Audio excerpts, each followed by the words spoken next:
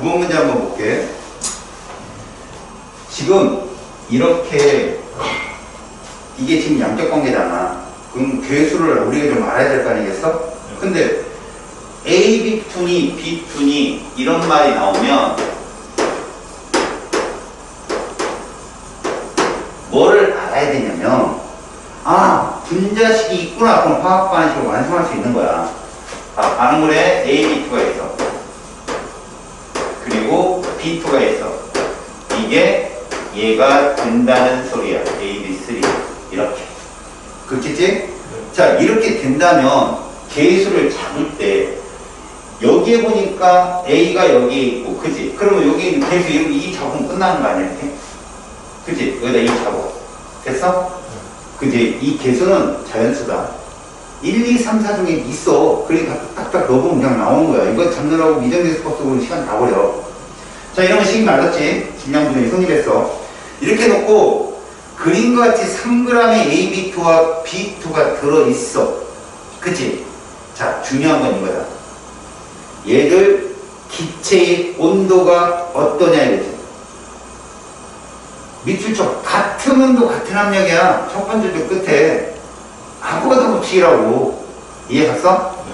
그럼 너는 여기다 뭐를 하냐면 잘 봐봐. 아보가드로 법칙에서 부피가 떴잖아. 1몰의 부피 있냐 없냐? 없지. 됐지? 없지. 그러면 그 리터를 뭘로 그냥 바꿔서 푸는 거야. 얘는 몇 몰? 1몰. 얘는 몇 몰?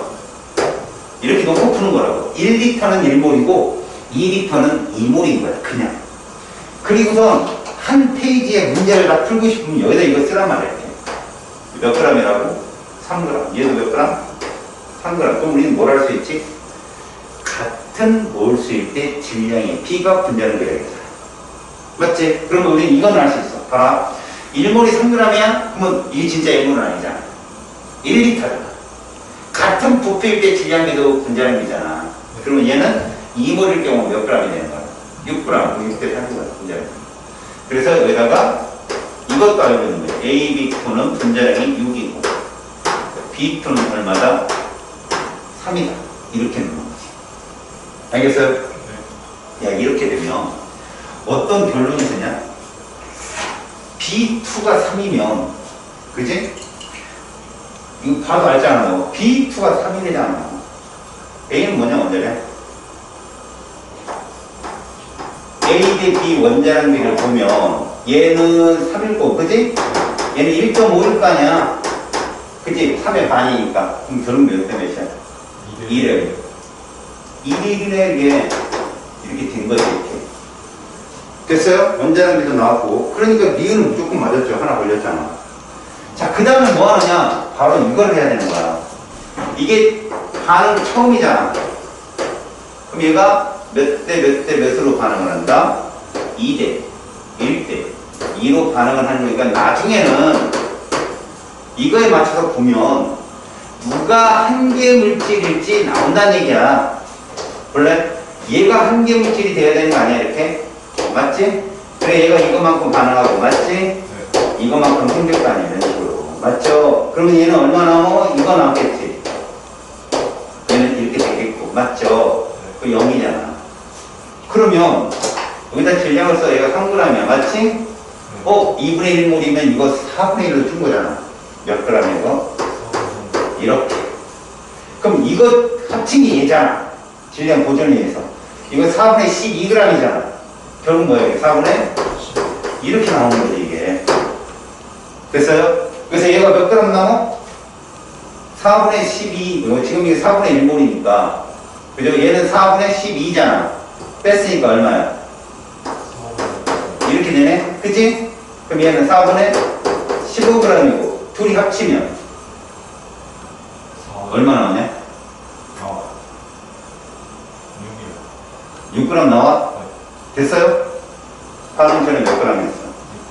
됐네. 질량이 분명히 성립됐네. 여기까지 됐죠? 그러면 이제 우리는 이런 걸 볼 수 있어. 너가 아까 분자량비 이렇게 나왔다 여기서 그냥 끌어냈는데 이들 셋을 보고 싶으면 요거 1몰로 바꾸는 거죠. 1몰이면 이게 2분의 3g이지. 그러니까 다 얼마 곱하면 분자량비 들까? 4를 하면 될 거야. 그지? 얘는 12, 얘는 얼마? 6, 얘는 10. 분자형계가. 얘들 둘이 보면 분자형계가 6대 3이지만 얘들끼리 보면 12대 6대, 그죠? 15가 되는 거야. 요걸 바탕. 알았어. 얘들끼리는 2대 1이잖아. AB2 대 B2 대 AB3는 12 대 6 대 15. 됐어요? 네. 그럼 이걸 3으로 약분해봐요. 4대 2대 분자.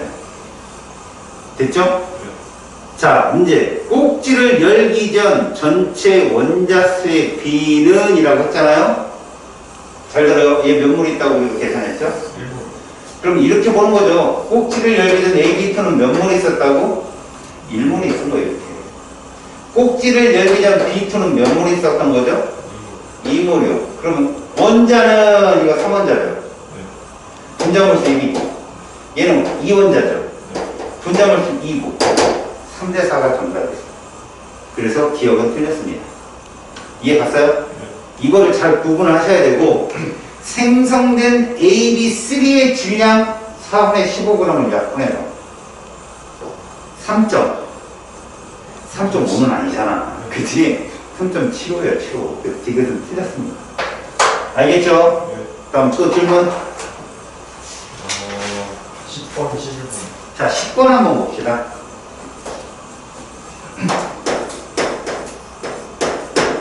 10번은 이렇게 계수를 쓰다 보니까 반응물의 누구와 A와 생성물의 뭐가 C가 똑같네. 계수가 여기 힌트가 될 수 있어요. 그리고 이것만 봐서는 몰라요. 이거를 빈칸 있는 게 나죠. 근데 가하고 다는 빈칸이 없죠.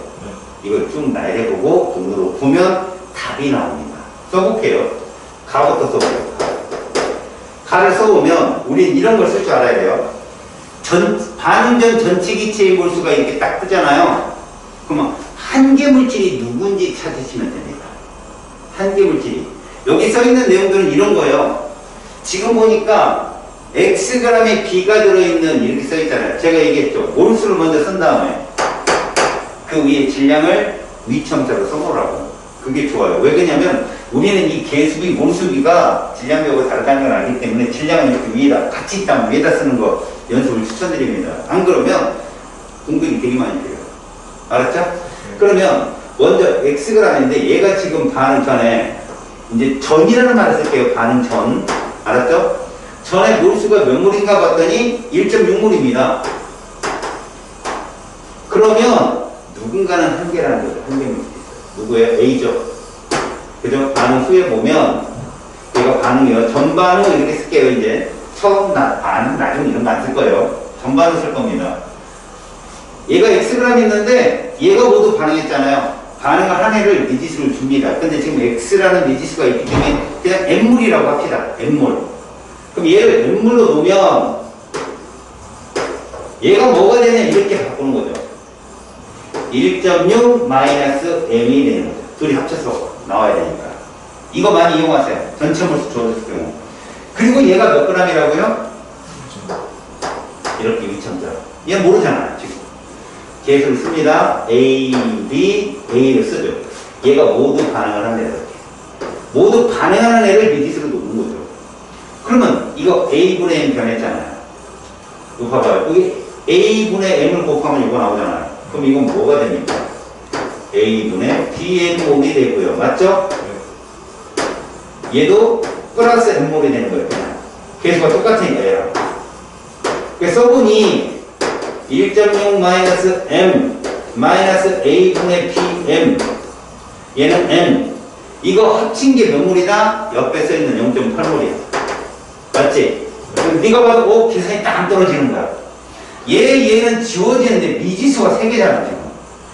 맞아? 해 봐도 그래. 얘들 더하면 이거 되거든.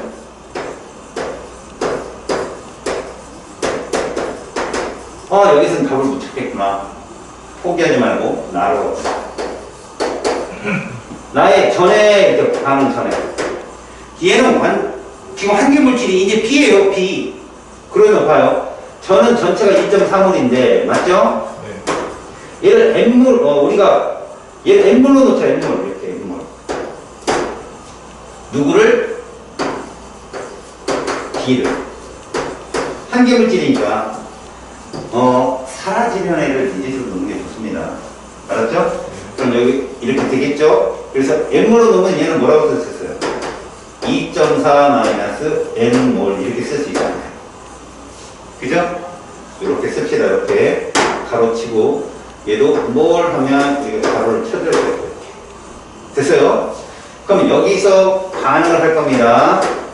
계수가 이렇게 된다는 거죠. 그래서 얘를 우리가 N몰로 사라진다고 본다면 이거죠. 그죠? 그럼 얘는 뭐가 될까요? 이렇게 변하려면 뭐가 변해야 돼요? B분의 N을 곱해야죠? 이게 중요합니다. 보세요. 이렇게. 그럼 얘랑 똑같죠? 맞아요? 이렇게 되잖아요? 남는 걸 막 반하고 마이너스 N 마이너스 B분의 N이고요. 맞죠? 0이죠? 얘는 B분의 N이죠? 둘 더하면 이게 지워지더라는 거예요. 아, 이래서 풀리는구나 라는 거죠. 이해 갔어요? 네. 자, 그렇다면 이게 몇 몰이라고 써서 옆에 1.2몰이라고 되어 있으니까 맞지? 2.4 마이너스 N은 뭐가 되는 거죠? 그래서 N은 그럼 봐요. 이게 곧 이거잖아요. 일정량. 다시 말해서 일정량 Xg에 넣은 거니까 얘도 이거란 말입니다. 지금. 얘는 얘랑 같다는 얘기예요. 이건 1.2몰로 놨죠? 그럼 얘도 1.2몰이니까 얘는 얼마 하는 거예요? 0.4. 이렇게. 그래서 0.4몰이고, 맞죠? 얘는 여기가 0.3몰이 나올 거 아니에요? 그대로. 맞죠? 그럼 얘가 0.4죠? 그럼 이거 전체가 얼마나 얘기예요? 이거요. 1.2에서 뭐 빼 0.4 나와요? 몇 대 몇이에요? 1대 1이 이렇게 차. 이게 힌트였던 거 이게. 여기까지 써놓기 전까지 넌 눈치 못 채요. 그러니까 나열을 해보라고 전반으로 나열을 해보면 아, 이게 지워지는구나 보여요. 그리고 센스를 잘 보세요. 왜 실험을 가나다 세 개까지 줬을까? 다에 분명 힌트를 숨겨놓은 거죠. 그걸 네가 알아야 돼요. 그래서 전반으로 또 펼쳐놓으면 아, 여기서 세 답이 풀리는 게 아니라 다에서 풀리는 게 아니라 어디서 풀린다? 다에서 풀려갖고 자동적으로 문제가 풀리는구나. 자, 이제 나를 한번 해볼게요. 1대 2대 1인 걸 알았으니까 10을 씁니다. 나는 이거 하고 나서는 편해요. 그 다음부터는 이렇게 쓰게 되고요. 그 다음에 얘는 당연히 1.2몰이죠. 그러면 이거 우리가 구했으니까 B는 이게 몇 g이라고? Xg인 거 알아보세요. 근데 반응 전에 2.4몰이니까 얘 몇 몰이는 거야? 1.2몰이겠지 이렇게. 그리고 2.3몰 아니에요? 맞죠? 그래서 반응 전. 자, 반응을 합니다. 이렇게 하겠죠? 1대 2대 1로. 그러면 결국 얘가 한 개가 됩니다. 그래서 얘는 이게 되겠죠. 결국 이게 생기겠고요. 개수가 똑같으니까 얘가 남겠죠, 이렇게? 얘는요, 0이고요. 얘는요, 이렇게요.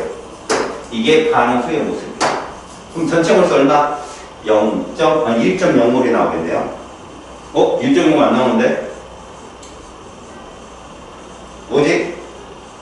전체 기체가 1.2몰이 나와야 되는데?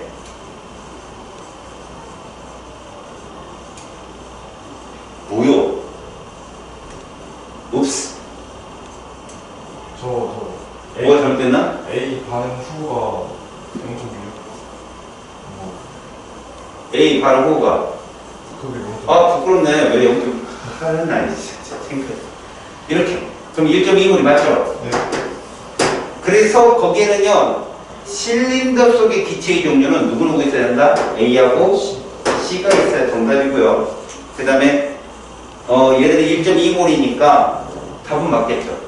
나는 그럼, 2.0으로 바꿔야 돼. 나 지금 이거 풀었다. 반장했다. 얘가 얼마 나와야 돼요? 0.8몰 나와야죠. 그죠? 나를 풀려면 얘가 0.8몰이 돼야 되겠죠? 그러면 여기서 1.2몰이 반응했으니까 얘가 0이 되고 얘가 0.6몰 반응했겠지? 얘가 0.6몰 생기겠지? 고로 얘는 0.2몰이 남죠? 얘는 0.6몰이 남죠? 전체는 0.8몰이 답이에요.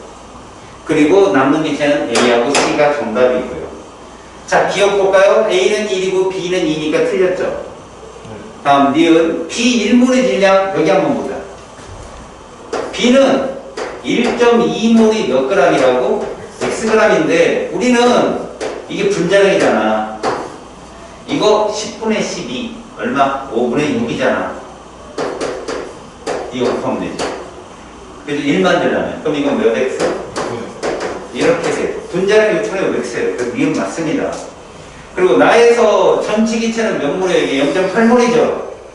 그 중에 누구? C 0.8분의 0.6이요. 8분의 6 4분의 3 그래서 틀렸습니다. 여기까지 됐죠? 자, 11번 봅시다.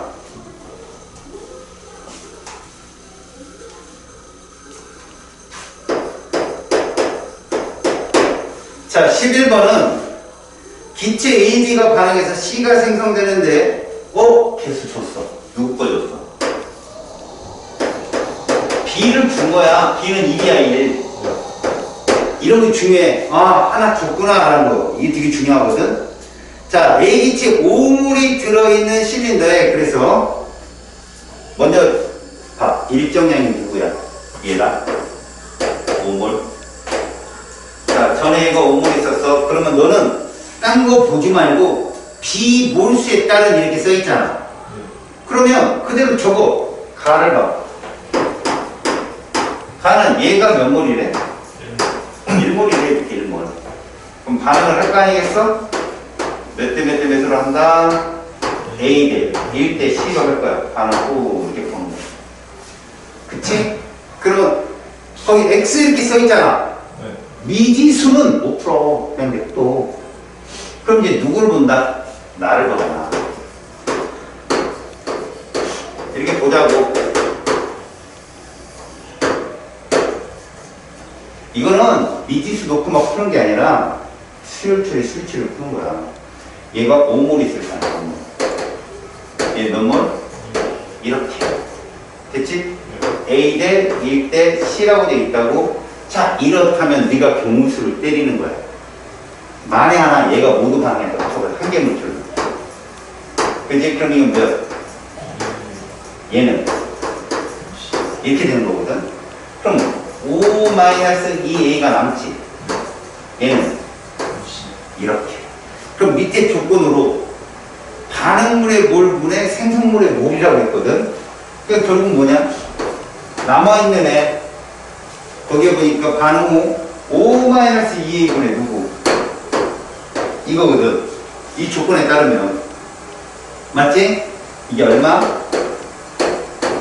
이런 조건이고 이렇게 맞았어요? 자, 문제는 달을 한번 보는 거지. 달을 한번 봐봐. 중요한 건 이런 거야. 달을 놓고 보면 자, 다 한번 놓고 보자.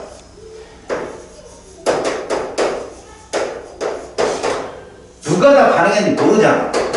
근데 이게 지금 조건이 이렇게 돼 있단 말이야. 그지? 그리고 A 대 1 대 C. 자, 이거를 보면 그 분수가 분자가 어떠냐? 똑같지? 그러니까 뭘 의미할까?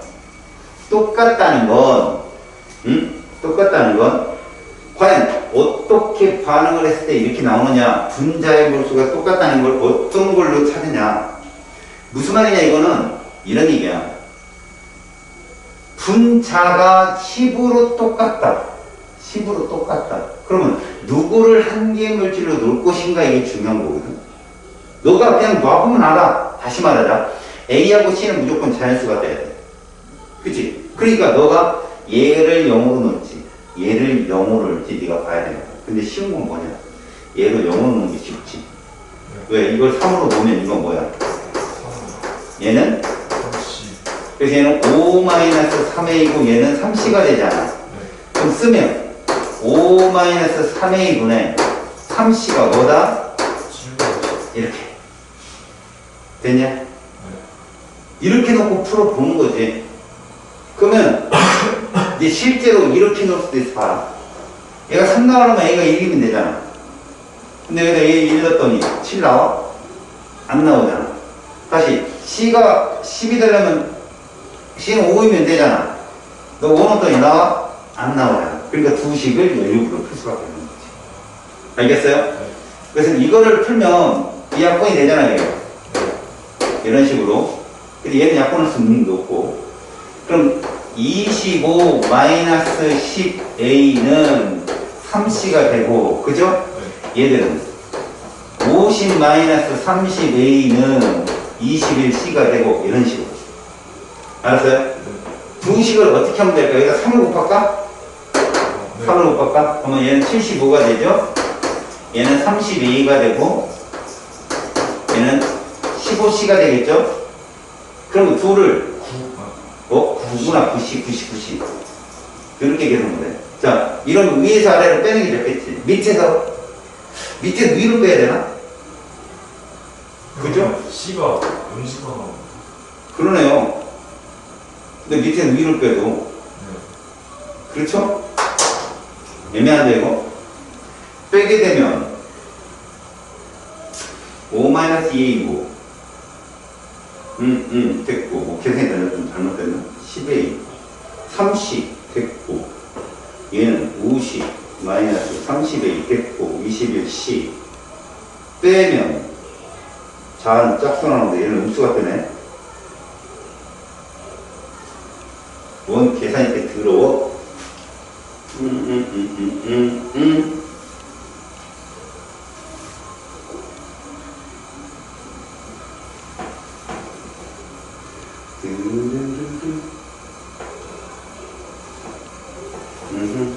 그러면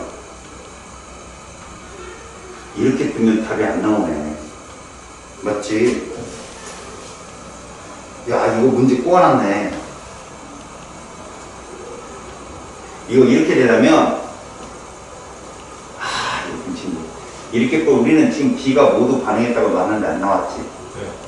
네. A가 모두 반응했다고 아. 이 사람을, 이 C가 음수가 안 되잖아. 네. 그지? 그럼 이건 또 하나. 여기 힌트에 이 생성물이 10으로 똑같잖아. 그지? 네. 그럼 반응물이 일정해야 돼. 근데 여기서 B는 계속 늘어나잖아. 그럼 어떻게 되겠어? 이게 일정하잖아, 이게. 그럼 일정량인 얘가 모두 반응한다고 생각하고 문제를 풀어야 돼. 와, 복잡하다. 한번 해보자니? 우리가 이건 안 된다고 나왔잖아. 네. 그리고 10으로 똑같이 10 뜬 거 보니까 생성물은 10으로 똑같은가 보다라고 풀면 되거든. 그래서 얘를 한번 보자. 이렇게 본다면 얘가 5몰이 있잖아. 그리고 여기서 2몰이 있고, 근데 반응을 시키자. A 1대 그 다음에 C, 그러면 얘가 모두 반응을 한다면 이렇게 되는 거지. 이건 A분의 5잖아. 그럼 여기도 마이너스 뭐 A분의 5 이렇게 써야 되겠지? 1이니까. 그죠? 그럼 여기는 A분의 5C가 되겠고, 이렇게. 이런 식으로. 맞죠? 네. 그래서 여기 남는 건 이거고, 얘는 이거겠죠? 이렇게. 식자차가. 네. 맞죠? 그래서 이것을 쓰면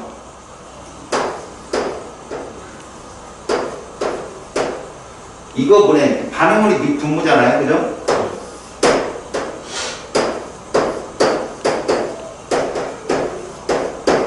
이렇게 놓고 해결해.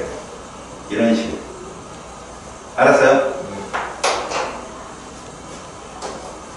이거 놓고 풀어내면 이게 되고, 얘는 이게 나오겠나요? 맞죠? 맞죠? 50이구나, 이거. 50. 이렇게 돼서, 5로 약분해봐.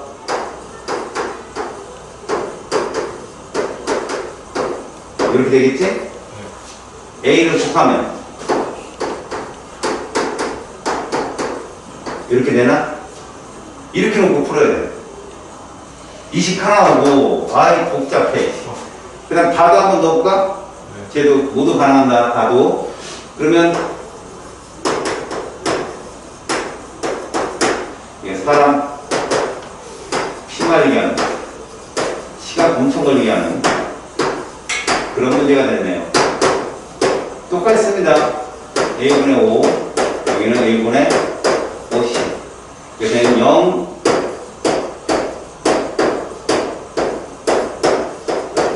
자, 이 문제는 분의 A분의 50가 무엇이다? 7분의 10이다 라고 풀어. 이제 약분해버려야지.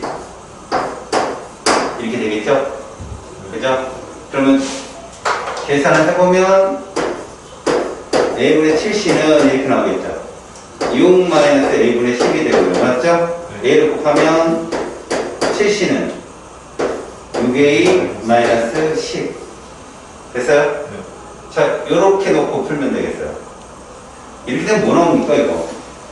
그냥 여기 마이너스 10, 마이너스 10 똑같은 거 서로 더하면 지워지겠는데, 이거? 서로. 그쵸? 그러면 일로 넘어가. 얘도 이렇게 나와가지고 헷갈리는 4A는 몇씩?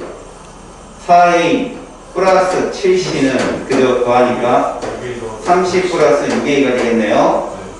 A를 일로 넘으면 2A고요. 얘는 4C가 되겠죠? 그럼 C는 1이고 A는 2가 되겠죠. 이렇게. 맞아요? 그래서 개수를 찾았어요. 아까 어렵다. 개수를 찾았어요. 그렇죠? 맞지? 자, 이렇게 찾았으면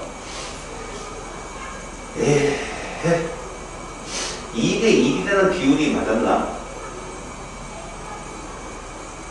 지금 이 상태에서 2대 1일지 얘가 1이기 때문에 개수가 1이기 때문에 이게 4대 2일지는 찾아야 돼요. 여러분 이것도 찾아야 돼요. 2대 1인지 4대 2인지는 찾으셔야 됩니다. 지금 상황에서 본다면 4대 2가 맞을 것 같아요. 지금 상황을 본다면. 왜 그러냐면 만약에 2대 1이잖아요. 그래서 한번 풀어볼까요? 답이 나오는지.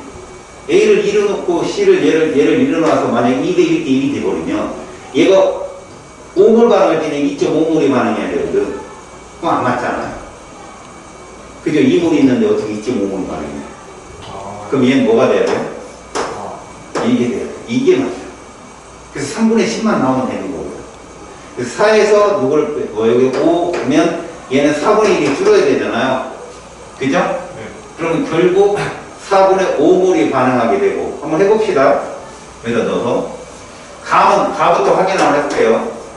4A 플러스 B 그 다음에 2C로 놓는다면 5몰이 있고 여기가 2몰이 있을 때 얘들은 4대 1대 2로 반응한다. 5가 모두 반응하면 얘는 2.5가 생기겠죠? 2대 2니까 개수가. 그럼 얘는 4분의 1만큼 반응하겠죠? 소리. 5만큼 반응하나요? 그쵸? 그렇게 되면 얘는 0이고 4분의 3 나오겠나?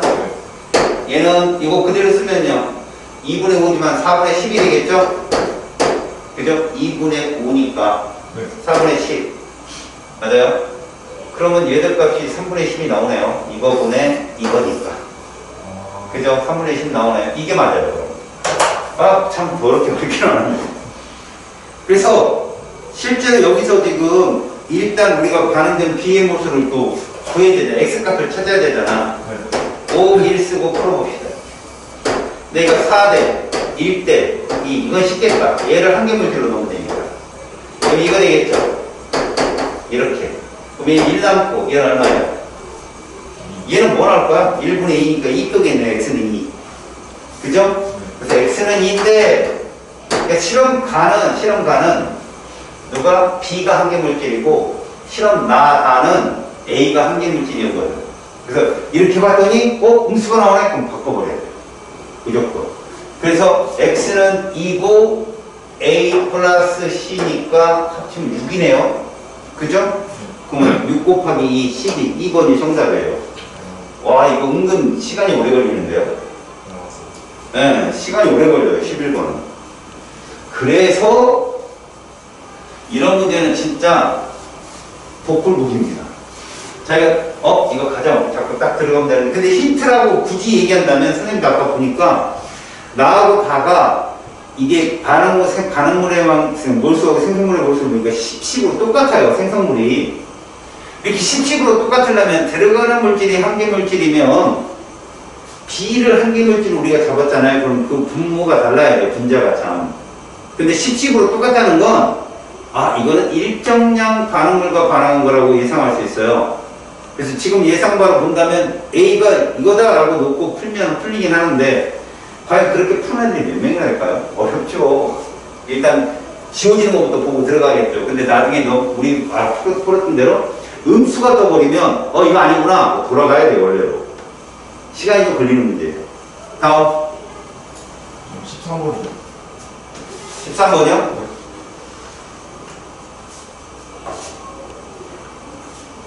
자, 13번은 이렇게 알아두십시오. 이 탄산칼슘은 염산과 반응하면 어떤 기체를 내보내죠? X. 누굴 것 같아요? CO2예요. CO3가 있으면 CO2인데 이건 실험적인 걸 볼 필요가 있어. 실험 그 그림을 한번 보면 느슨하게 박은 성분이죠. 이게 뭐냐면 탄산칼슘하고 염산을 집어넣으면 기체가 발생하는데 기체 발생 반응이 거의 발열 반응이 많아요. 그럼 물도 생성되잖아? 근데 수용액에 있는 물도 끓는단 말이에요. 기화가 된다고요. 근데 이 수증기가 빠져나가 버리면 질량이 엄청나게 비어버려요. 느슨하게 박은 솜은 수증기로 나가는 물을 잡는 거예요. 포집을 하는 거라고. 못 나가게. 누구는 빠져나가고 CO2는 빠져나가고. 그럼 결국 반응 전의 질량에서 반응 후의 질량을 빼면 보존이 성립 안 할 거예요. 왜? 기체가 나갔으니까. 그럼 가를 한번 봐봐요.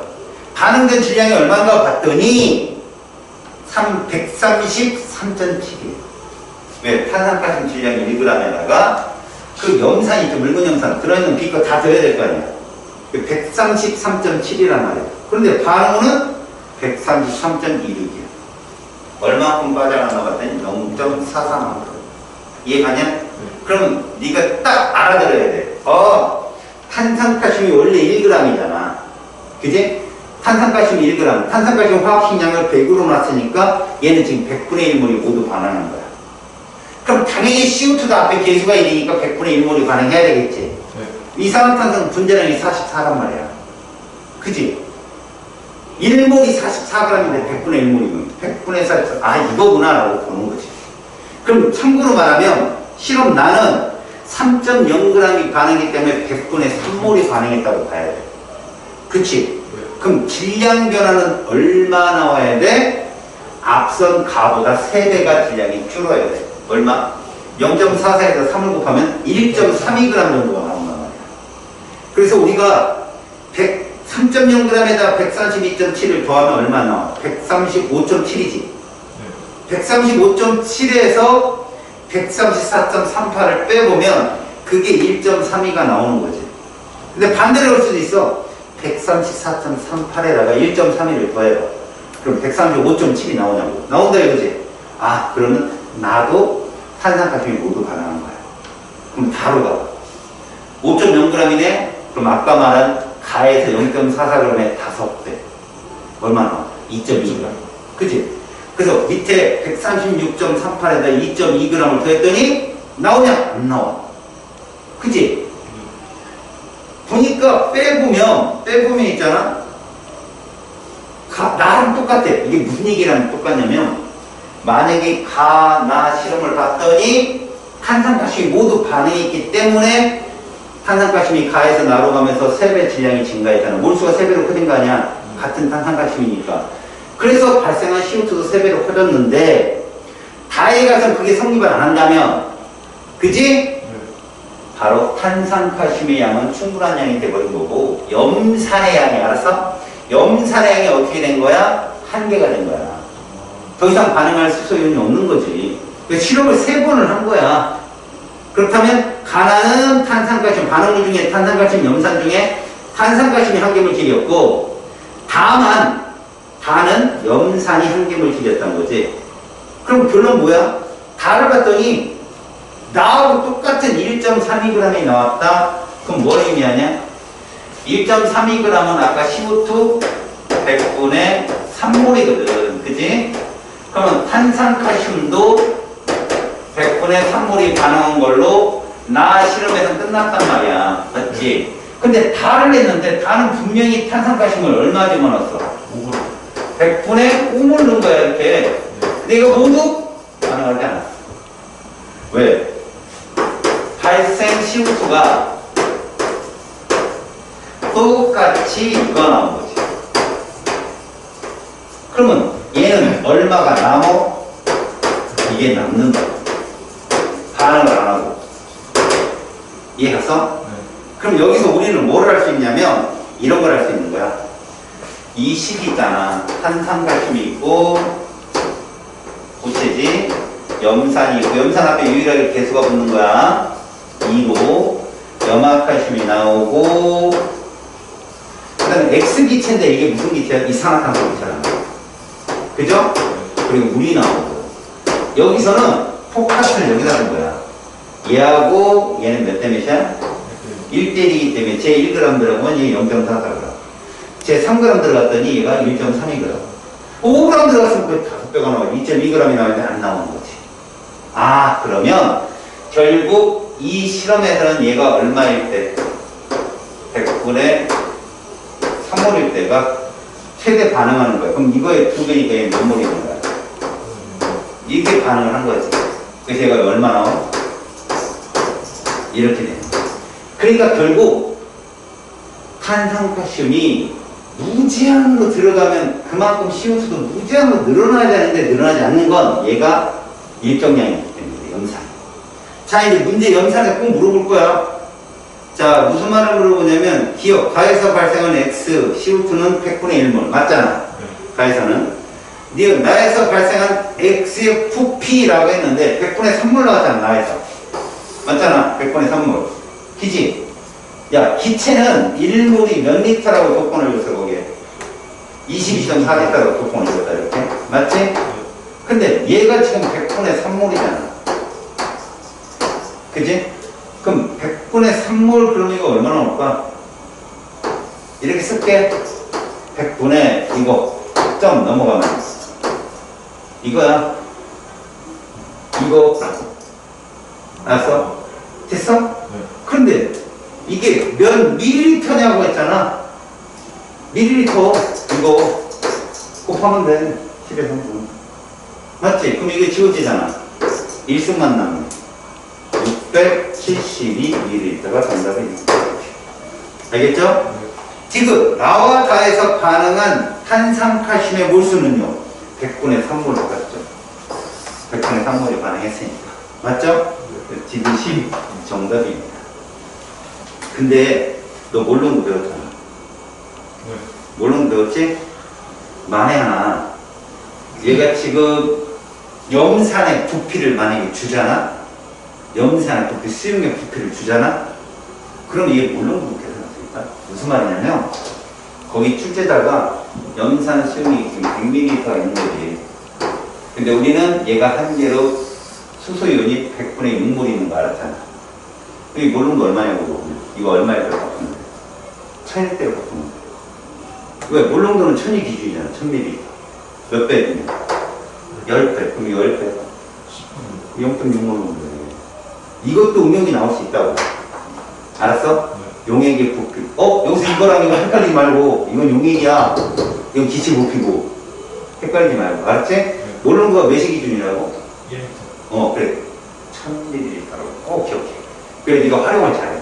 알았지? 네. 그 다음 또 질문? 22번. 가보자. 엑스몰롱도 염화나트륨 수용액 100ml에서 물을 증발시켜. 중요한 얘기다. 이 말을 네가 이해했는지 아닌지 질문해 볼게. 물을 증발시켜서 부피가 50되게 했지.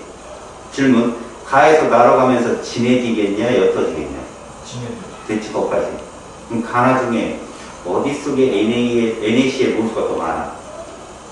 똑같아요. 그렇지. 그러면 문제가 풀리는 거야. 다시 말하자. 만약에 가가 X몰 농도지, 부피가 얼마 줄었어? 2분의 1 줄었지. 용액의 부피가 2분의 1 줄었잖아. 그럼 네가 생각을 해봐. 자, NaCl이 X몰 농도를 하는데 너는 왼쪽 그림에 NaCl 몰 수 있겠지, 분명히. 오른쪽 그림에 몰 수 있겠지. A몰 있다고 생각해봐, A몰. A몰 있어. 가에 100ml에 NaCl A몰 있다고. 얘 모르는 거 얼마일까? 몇 실대로 바꾸라 했어, 내가. 용액. 몇 ml? 1000ml.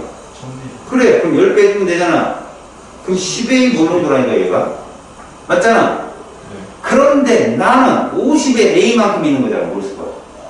근데 50이 1000이 되려면 얼마 곱해야 돼? 20. 그래, 그럼 20의 A는, 아, 농도가 2배 세지는구나. 이해 갔냐? 네. 나중에 문풀하면 이것도 더 빨리 풀리는 이런 거 알려줄 거야. 입자수 싹 계산하면 나오거든? 근데 지금은 그렇게 보라고. 그래서 기억, 몰농도는 나가 나의 2배야. 네가 계산해봤잖아, 지금. 네. 그리고 가에 NaCl 2분의 X몰을 더 녹인다면 이라고 했거든? 응? 자, 이거 중요한 거다. 나와 같은 몰농도가 된다라고 했는데 우리가 이거부터 풀어봐. 이런 문제를 풀 때 이게 필요한 거야. X몰농도야. 풀어봐. 용액 몇 ml? 1000ml. NaCl 몇 몰 있다는 얘기야. 이거 있다는 얘기야, 이거. 그런데 가는 용액이 얼마냐? 100이잖아. 그럼 몇 몰 있겠냐? 그럼 나에도 몇 몰 있다? 10분의 X몰 있어. 맞잖아. 네. 그럼 생각해봐. 물을 날려보냈으니 얘는 50ml에 이게 있는 거야, 이렇게. 맞지? 네. 그잖아. 얘 물론도 얼마야? 근데 20 곱해봐. 1000일 그렇지. 이거야. 2x 모르는 거야. 얘는 그냥 X겠고. 맞잖아. 1000일 10 곱한 거니까. 그런데 여기다가 얘가 2분의 1x를 더 녹인다고? 이거 얼마 되니? 10분의 얼마야? 5. 다시 말해 10분의 6x몰이야 이거. 맞지? 그럼 1000이면 6x 몰농도가 되는 거라고. 맞아 맞아. 이렇게 되면 얘랑 같아? 6x가 2x가? 그래 이렇게 보면 된다고. 이렇게 2분의 1x를 더 녹이잖아? 그러면 나보다 농도가 3배가 진해요. 갖다 넣어놓고 풀면 돼. 그리고 물농도는 공식으로 푸는 게 아니라 1000일 때 얼마냐면 무조건 찾아내면 그냥 답 나와. 1000일 때 녹아있는 몰수가 물농도니까. 맞지? 네. 그 다음 지금 나의 중류수를 가해서 전체 부피를 200으로 만들어서 여기 봐봐. 야 지금 이 상태에서 물을 부으면 이거 변해 안 돼? 근데 얘가 200이다? 그럼 몰농도는 곱하기 얼마만 하면 돼? 400. 아씨, 야 200이 1000 되려면 지금 물이 200으로 만들었대잖아, 전체 용액 부피를. 5배. 그래, 여기다 5배 해봐. 2분. 그래, 2분의 x 몰농도라니까? 그러면 수용의 몰농도가 나의 4분의 1이다. 아까 이거 얼마야? 2x였잖아. 기잖아. 2x 몰농도였잖아. 네. 그럼 이게 2분의 1x가 되면 4분의 1 줄었잖아. 맞아요. 이렇게 바뀌어야 돼. 네가 머릿속에. 이걸 공식으로 풀잖아. 그럼 너 머리 꼬개져. 어떻게 알았지 내가? 용액의 부피가 주어지면 그게 1000일 때 얼마나 변하냐. 몰수가. 지금 어차피 물 넣기 때문에 10분의 x라는 건 변하지 않잖아. 200, 물을 부어서 200으로 놔도 그 안에는 10분의 x가 있단 말이야. 그럼 이게 1000일 때는 5 해야 되잖아. 5. 5배. 그럼 이건 2분의 x 물농도가 되는 거라고. 그럼 현재보다 농도 어때? 옅어진 거지? 네가 이거 잘 봐봐. 야 50ml짜리 뭐 어떤 몰수가 있어. 이렇게 여기 이게 써졌지만 물을 부어 얼마가 된 거야? 농도 옅어졌어? 진해졌어? 이거 몇 배 옅어질 것 같아? 딱 보니까 용액의 부피를 잘 봐. 4배 옅어졌단 말을 안 쓰잖아. 4분의 1배를 옅어졌다고 하지. 너 돈 지금 얼마 남았어? 다 쓰고 한 10분의 1배 남았어. 이러면 얘가 또 한 10배 남았어? 그럼 웃기잖아. 다 쓰고 10배 남았으면 야 쓰고 돈이 벌었네 뭐 이러면 안 되잖아. 알았어? 여기 부피 갖고 보면 돼. 이거 나중에 이거 더 빨리 푸는 요령 알려줄 테니까 이거는 이해를 해야 돼, 니가. 우리 아까 이건 이해했잖아, 니가. 100짜리가 10분의 x인데 50이면 농도 얼만큼 2배 찌르는 거야. 부피가 2분의 1로 줄었으면 농도는 2배 찌르는 거라고. 맞지? 근데 이 부피가 4배 줄었잖아. 그럼 농도는 4분의 1로 줄었다. 아, 부피에 맞춰서 농도가 주는구나. 이걸 알았어. 알겠어? 4번, 3번이야. 실력 업에서 나중에 질문 있으면 또 질문해. 혹시 마무리 문제나 이런 데서도 네가 질문이 있으면 계속 질문해라. 여기는 풀면서 알았지? 그리고 수능 실전 문제는 더 괜찮은 문제들이 많으니까 거기서도 질문하고 싶으면 질문해. 꾸준히. 알았냐? 근데 네가 지금 여기서 이 문제를 풀고 막 열심히 하다 보면 머리가 아플 수도 있어. 알겠냐? 근데도 질문을 해야 된다. 그렇지. 오케이. 자, 이제 2단원으로 넘어간다.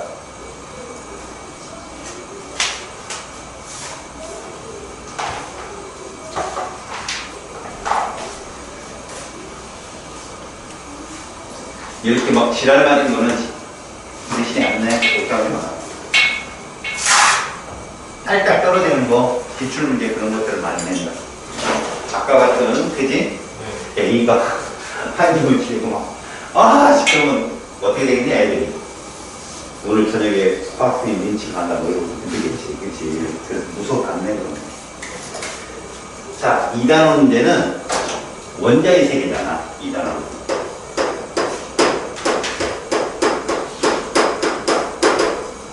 이쪽 단어는 쉽기 때문에 그나마 1단어보다 쉽기 때문에 앞으로 여기 숙제가 좀 없잖아? 그럼 앞에까지 자꾸 풀어서 질문해. 그렇지? 이쪽은 푼다 못 푼다의 문제가 아니라 얼마큼 빨리 푸느냐.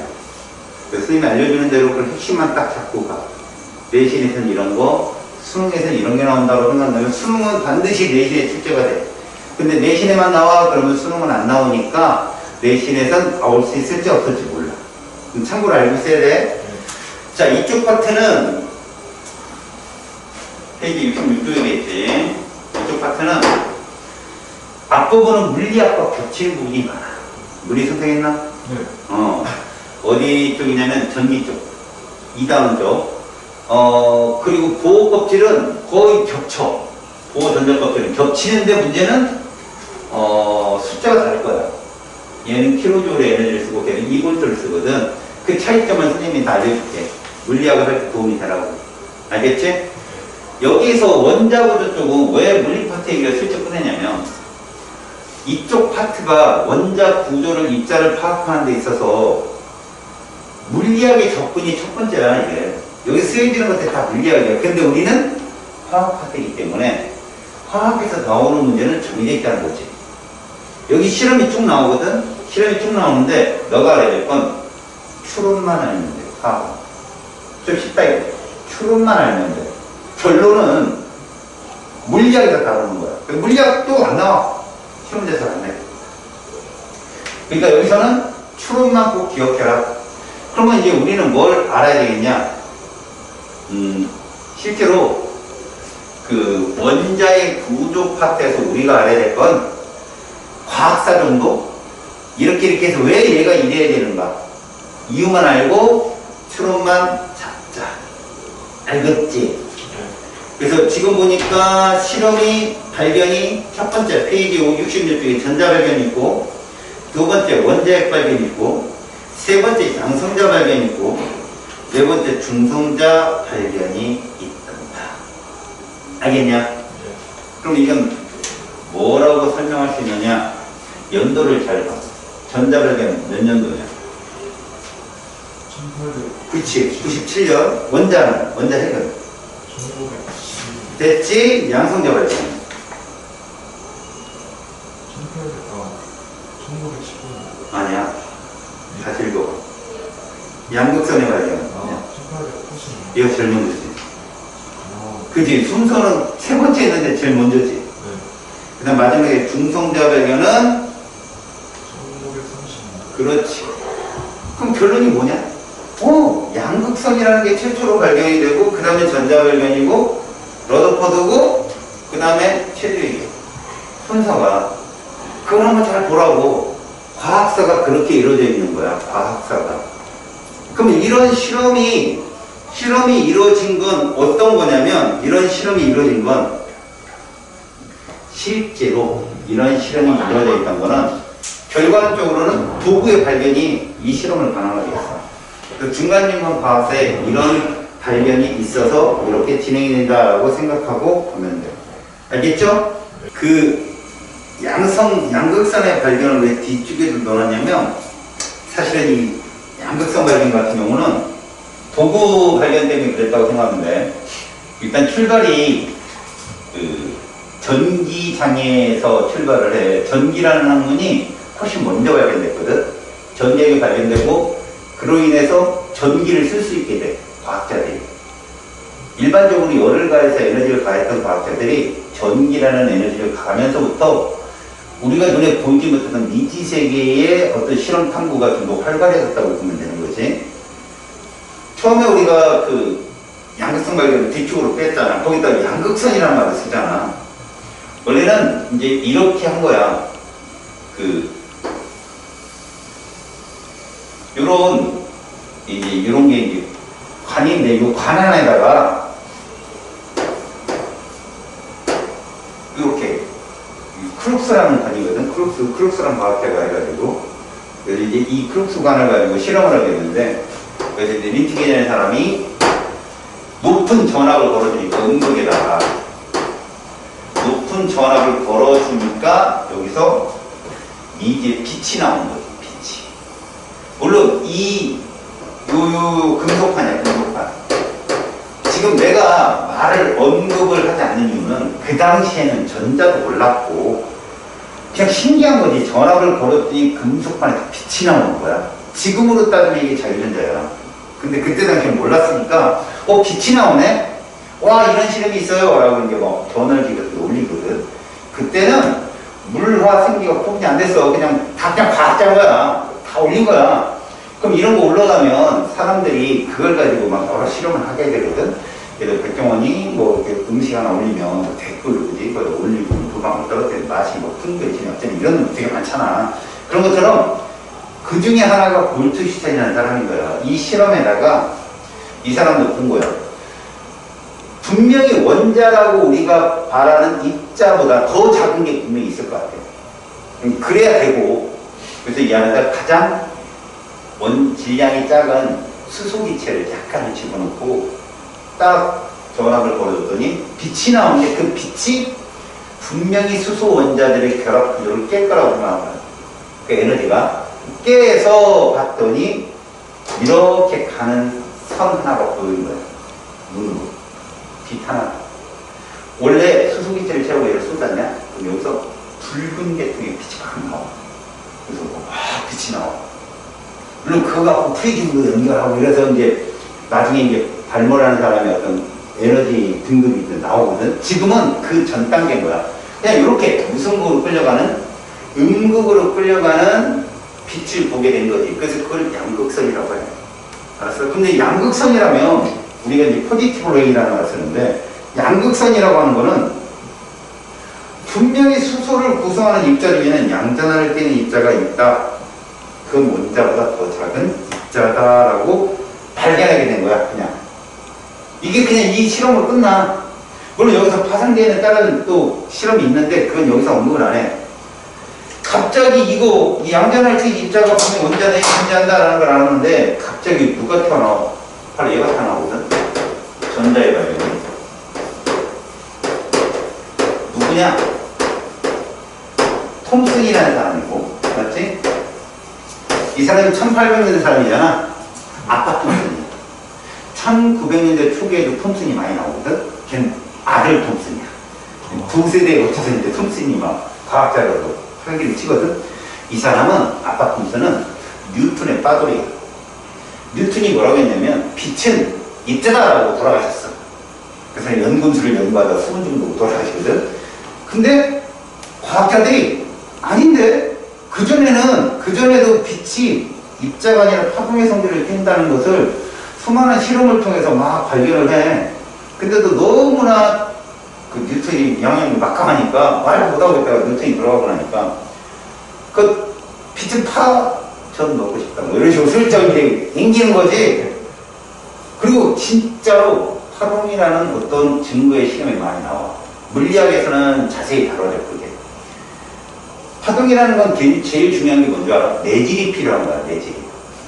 이거 말고 알아서 전달되는 매개체가 필요한데 너랑 나랑 소리를 전달하는 것도 공기라는 매질이 있기 때문에 그런 거라고. 근데 진공에서는 소리가 전달이 안 되는 거지. 하지만 입자는 진공에서 전달이 돼.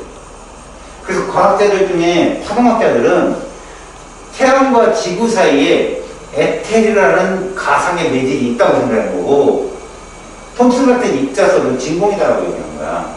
근데 이 사람이 어떻게 하겠어? 이 크룩스관을 가지고 어떻게 하겠냐? 진공을 만들어 버리는 거야. 그리고 이 노란색의 음극선을 찾아내는 거지. 그래서 전자의 발견은 음극선 실험이라고 얘기해. 일반적으로. 근데 이게 이 사람이 발견한 게 아니거든. 윈티겐이라는 사람이 또 이제 이 실험을 통해서 나오고 크룩스관을 통해서 만들어지고 뭐 앞에 다 그런 내용들이 있어. 근데 그 절감하고 우리는 뭐를 배우는 거야 지금? 화학을 배우는 거잖아. 화학을 배우는 거기 때문에 화학에서 나온 내용만 본다. 실험의 결과는 중요하지 않아. 결과를 가지고 추론하는 게 시험에 나온다. 그것도 내신만. 알았지? 그래서 전자의 발견 실험은 얘가 뭐를 증명하기 위해서 한 거야 사실은? 빛의 입자성을 증명하기 위해서 한 거야. 자기 스승인 뉴턴의 이론이 맞다. 이걸 주장하기 위해서. 야 결론은 뭐냐 결론? 입자냐 파동이냐? 둘 다야. 그거 얘기해서 노벨상 받은 사람이 아니더냐. 알았냐? 둘 다야. 그래 노벨상 받았어. 자 그러면 톰슨이라는 사람의 실험을 보면 음극선 실험이거든 이게. 그럼 기본 배경인 크룩스관이 있고 첫 번째 실험 보자. 이렇게 크룩스관이 있고 이렇게 이 크룩스관에다가 당연히 금속판을 놓고 음극을 배치한 다음에 전압을 높여준다 이렇게 해서 도대체 전압이 뭔데? 전압은 단위가 줄퍼클로.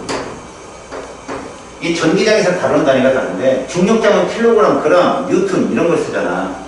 그런데 전기장은 쿨룩이라는 전하량이 기본 단위야. 그 전기장과 자기장, 중력장은 전혀 다른 곳이야. 필드 자체가. 그래서 애들이 갑자기 물리를 완배우다 투로 들어가면 2단원 들어가면 맛이 가는 거야. 전혀 다르게 나오니까. 연계를 잘 시켜서 공부를 해야 해. 그러니까 뭐야? 1쿨릉이 가질 수 있는 에너지라고 보는데. 그 우리 집안은 220V지. 그럼 1쿨릉은 220J의 에너지를 쓸 수 있는 거지. 외국은 110V면 어때? 110J밖에 못 쓰는 거야. 그지? 우리나라 훨씬 많은 전기를 쓸 수 있다. 전기세 많이 나오겠지? 여튼 얘가 빛이 쏜단 말이야. 쏘는데 요즘에다 뭐를 하냐면 플라스 그거 설치하는 거야. 플라스. 그 빛은 입자성을 증명하기 위해서 하다 보니까 매질이 없앤 거야. 진공을 쓴 거야. 진공관을 쓴 거야.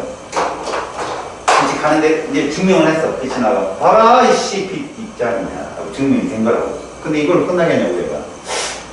그럼 얘가 혹시 이미 양극선 발견했잖아. 그럼 뭘 하겠어? 얘가 음전할 때 없나? 이걸 좀 보겠지. 그래서 이쯤에다가 전기장을 걸어주는 거야. 전기장을 걸어주는 거지. 그랬더니 이 빛이 이렇게 되더라. 어디로 휘어졌어? 양극. 그래서 봐라. 결론이야 결론.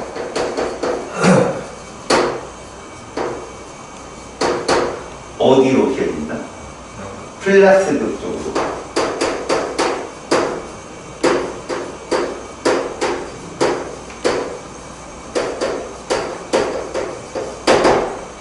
여기서 중요한 거. 그 웨일스테드라는 과학자를 니네가 그냥 간과하고 넘어가거든. 그 전기학이 먼저 발견됐다겠지. 그게 웨일스테드가 무슨 얘기하냐면 전기장과 자기장이 같이 움직인다고. 물리학에서 중요해, 이 단계에서. 근데 전기장과 자기장이 같이 움직이는데 그것도 어떻게 발견된 거냐면 웨일스테드가 지하실에서 실험을 하는데 3번 실험하면 물리학자들은 안 나오잖아, 3박사일 동안. 그럼 와이프가 걱정하겠지. 밥도 먹어야 되는데. 근데 어느 순간부터인가 웨일스테드가 실험을 끝내고 잠깐 휴식을 취하고 있으면 와이프가 간식이나 밥을 들고 있는 건가? 몇 번 먹었어. 우리는 일찍 했지. 근데 이제 실험을 딱 끝내고 또 멈추고 있는데 똑똑똑 되니 와이프가 전부 들어. 한번 물어봤어. 아, 당신 어떻게 내가 쉬고 있는 걸 알고 들었냐고. 그 와이프가 얘기해 주는 거야. 당신이 실험할 때 주방에 모든 칼이나 이런 것들이 한쪽을 쏠린대. 그러다가 당신 실험을 멈추니까 다시 오시고 오는데 그때 들어오는 거야. 계산을 한 거야. 아, 전기장을 가지면 자기장이 형성이 되는구나. 그게 전자기장이 거기서 나오거든. 다시 말하면 이 실험으로 이렇게 전기장을 걸어주는 실험이 있다면 다른 데서 네가 일반화하게 이런 책에 보면 자기장을 걸어줘도 돼. N극의 걸어줘야 휘어져. 뭘로? 오른도 못 쳐. 전류가 흐르면, 이게 전류잖아, 전류가 흐르면 자기장 방향이 이거 90도. 알았어? 그래서 그것이 전기장, 자기장 실험이 2개 더 추가될 뿐. 우리는 3개만 나와 있잖아. 근데 하나 더 있다면 자기장 실험도 있단 말이야. 알았지? 네. 그럼 우리는 이거에 대한 뭐가 필요한 거야? 이게 필요한 거야. 이게 시험에 나오는 거야, 추론이. 이렇게 휘어진다면 이 음극선 무슨 전을 뗀다? 이거야. 음전을 띈다. 이게 중요한 얘기야. 그럼 두 번째 실험 뭐냐? 자, 이 크루스 방향관 그대로 그리고 여기다 금속판 설치하고 금속인 거 명심해. 금속 음극에 여전히 높은 전압 걸어줬어. 그래서 어디를 플라스틱 고리를 통과하는데 여기다 뭐를 넣냐면 이렇게 물체를 넣은 거야. 십자가라고 그러거든. 그랬더니 봐. 음극선이 지나가다가 걸려서 뒤쪽에 뭐가 생긴 거야. 이렇게 그림자가 생기는 거야. 자, 결론. 그림자가 생긴다. 우리가 흔히 그림자가 생기는 거 왜 생기냐면 직진하기 때문에 생기는 거야. 직진을 해야 되는데 걸리잖아. 그럼 뒤에는 통과를 못 하잖아. 통과 못한 곳이 어떻게 나타나는 거야? 그 그림자거든. 그래서 이것을 알면 직진성이 있다. 이걸 알면 됐어? 그럼 마지막 실험이야.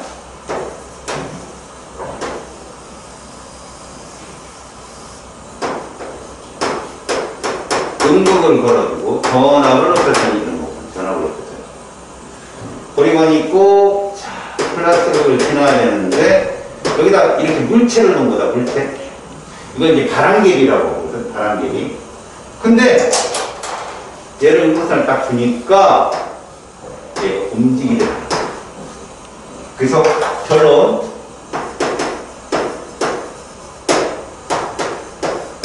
바람개비가 움직인다. 이게 무슨 얘기냐? 관성 배웠죠, 관성. 관성에 보면 이런 게 있다. 정지한 물체는 정지했어요, 계속. 운동하는 물체는 계속 운동하게 한다는 게 나와. 근데 그때 정지했거나 움직이는 물체를 관성을 무너뜨리려면 외력을 가해줘야 되잖아. 근데 걔가 갖고 있는 본성의 질량이 커져버리면 어떻게 해? 질량이 커져버리면 그 움직이는 데 많은 힘이 들겠지. 그게 관성력이거든. 근데 정지한 물체는 그 질량에 비례하는 게 맞아. 근데 운동하는 물체는 질량이 아무리 작더라도 속도가 굉장히 빠르면 그 관성량이 엄청나게 크단 말이야. 그걸 배우는 게 운동량이야. 알았어? 질량에다 속도를 곱한 값 있지? 통과시간을 배우잖아? 그래서 질량의 속도를 곱한 값, 그것이 만약에 어떤 물체가 충돌하잖아. 그럼 그 충돌한 물체의 운동을 변화줄 수 있잖아. 그걸 충격력이라고 하잖아. 그럼 무슨 얘기일까? 저 바람개비에 충격력을 줄 수 있다는 건 결론, 추론으로 보자면 질량이 있다. 다시 말해서 운동량이 존재한다. 그치? 그래서 이 사람은 결론을 내리는 거야. 어떤 결론을 내리냐? 자, 음전을 띄고 직진성이 있으면 질량을 갖고 있다. 전자를 규명하게 돼. 전자라는 입자를 규명하게 된다. 그래서 전자를 이렇게 표현한다면 이 사람은 원자 모형을 이런 식으로. 자, 얘는 누가 발명했어요, 이건? 골프슈테닌이 얘기한 거야. 플러스 전하를 띈 양극설. 그 발견으로 거기에 이 사람을 추가한 거예요. 근데 이때도 전기학은 발달했기 때문에 전기적으로 뭐를 뺀다? 중성. 그래서 이렇게 펴놓거든요. 이게 톰슨의 원자물. 알았어? 네. 자, 이러고 지나간다. 그럼 이 중간에 아무것도 그냥 많아요. 뭐, 이러가는데 막 길바움을 투축해가지고 전자의 질량도 재고 전화도 축적 난리 납니다.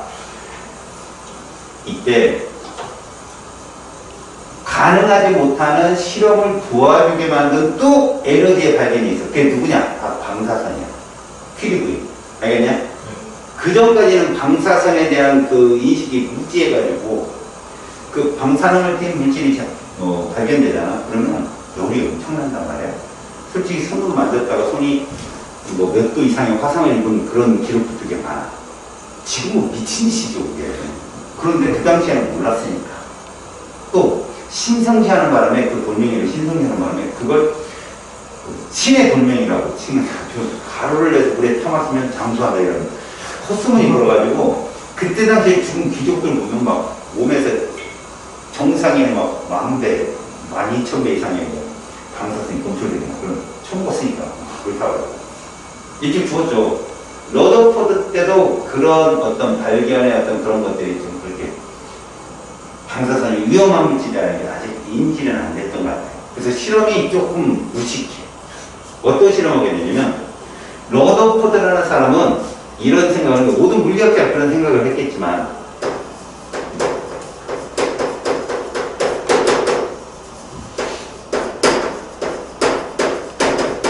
질량 같은 것들이 다 발견이 있다 보니까 전자는 사실상 굉장히 전자의 질량수가 다른 입자들보다는 작다는 걸 알았거든. 굉장히 작다는 거.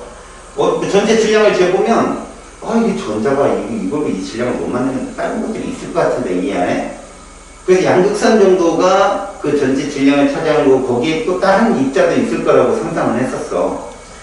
근데 이제 이 사람이 러더포드가 생각한 게 뭐냐. 도대체 양전하를 띈 입자가 질량이 매우 클 텐데 걔를 이렇게 포즈했다라면 원자의 구조상 이렇게는 존재하기 어렵다고 생각한 거예요. 분명히 솔라 시스템, 태양계처럼 질량이 큰 중심에 그 양성자들이 존재하고 주위로 전자가 도는 게 아닐까? 라고 막연하게 상상을 해본 거지. 그래서 이제 어떤 실험을 하느냐? 바로 방사선 실험을 해요. 그래서 이 사람이 유명한 건데, 러더포드라는 사람은 약간 수학적인 지식은 딸렸지만 실험적인 감각이 남달라.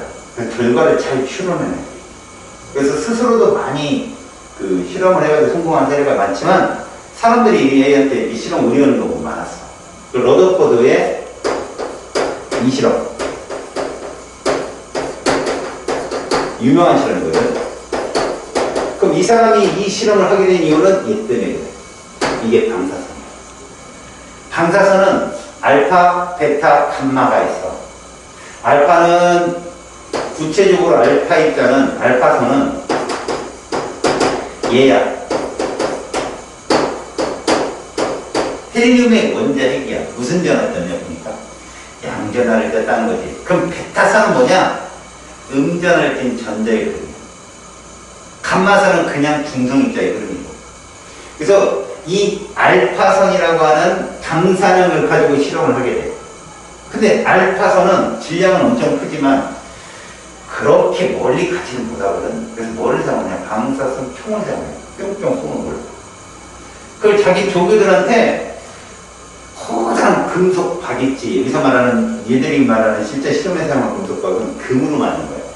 금이 잘 퍼지잖아, 전성으로. 커튼처럼 딱 들여놓고 거기다가 방사선 총을 쏜 거야. 그리고 저 건너편에 검출기를 놓고 방사선이 딱 검출되는지 확인하라 했어. 그 실험한 애가 이제 조교인 가우스예요. 가우스도 많이 들어갔지. 러더포드 제자거든. 하우스하고 조교 하나 하고 계속 실험을 해. 근데 조교들도 알 거 아니냐. 그거 웬만하면 방사선 가득 풀어나간다는 거 알거든. 근데 시키니까 하는 거지. 우선 방사능 검출기에 있는 자료를 가지고 그 러더포드가 이 실험만 보고 있는 게 아니거든. 엄청난 실험을 많이 하고 있어. 그러면 이제 각 랩실에서 다 보고 오러갈 거 아니냐? 애들도 갖고 가서 보고 가는 거지. 대부분 통과했습니다. 왜 대부분입니까? 혹시나 중간에 빠뜨린 것도 자기들 있을 수 있으니까 봤더니 100% 통과는 아니거든. 근데 뭐 99.9% 통과했다고 보는데 대부분 통과했습니다. 그래? 그러면 그 검출기를 네 옆에 놓고 측정해. 검출기를 저 건너편에 놓지 말고 옆에 놓고 측정해. 이거 뭔 소리야? 막 또 튀어나오는 게 있는지 보라는 얘기야. 반신반의했지만 그래 시키니까 무조건 측정하는 거지. 한 24시간이 24시간이 지나고 한 48시간이 다 보는 거예요. 하나 딱 근데 그렇잖아. 당연히 방사선은 굉장히 센 선이고 뭔데 뚫고 지나가는 건데 저 금박 하나 못 뚫겠어? 라고 했는데 띵 잡히니까 내가 잘못 측정했나? 라고 의심할 수 있잖아. 그런데 그로부터 얼마 몇 시간이 더 지나고 또 띵 하고 잡히는 거야. 잡히는 횟수가 좀 잦아진 거지. 그래서 이제 그걸 들고 가. 러드바다 잡혔습니다. 그럼 이제 보통 얘들이 그 반응은 그거 아니야. 그래? 뭐 이럴 줄 알았는데 러드보드는 응 알았어. 끝난 거야. 그 발견은 그걸 갖고 실험을 한 거야. 해서 나타낸 게 바로 핵의 발견이야. 그렇다면 이 러더포드라는 사람의 그 실험 결과만 갖고 우리는 추론만 하면 되거든. 이 사람이 어떤 얘기를 했냐면 이 사람의 상상은 이렇게 한 거야.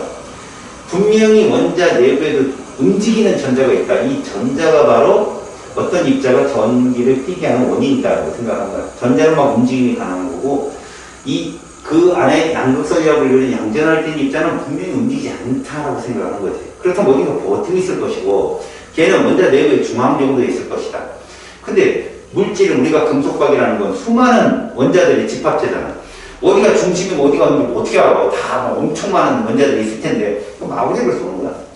쐈을 때 분명히 양극선을 떴기 때문에 알파선을 사용한 거야. 왜? 양극선 근처만 가면 휘어질 거니까. 그치? 그래서 산란하거나 튀어나오는 게 분명히 있을 거야 라고 얘는 상상을 한 거지. 그래서 측정을 했더니 맞은 거야. 이게 직관이거든. 아 그럴 거야 했더니 맞아 떨어진 거지. 이 사람의 실험은 알파 입자라는 그 입자 질량이 매우 큰 그 방사선적인 절표거든. 걔가 가는 그 알파선 자체가 경로를 휘어지게 할 만큼 질량을 갖고 있는 게 있다는 게 너무 중요한 거야. 자, 그래서 이 사람은 이런 실험을 하게 되거든. 그 실험 장치가 이렇게 생겼어. 이게 뭐냐면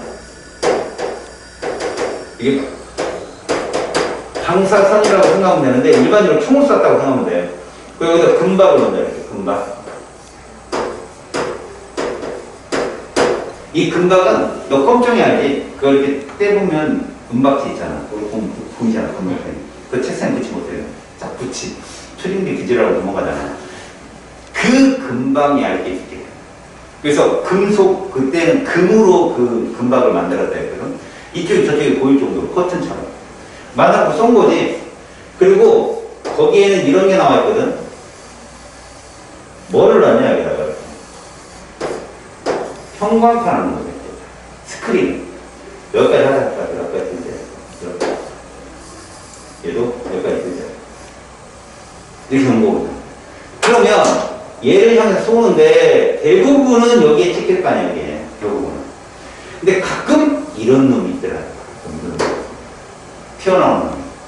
그래서 봐라, 이걸 A를 놓고 이걸 B로 놓는다면 영국권의 스크린을 쭉 펼치면 이게 A고 이게 B라면 중앙에 막 찍힌 것들 대부분이 찍혔어.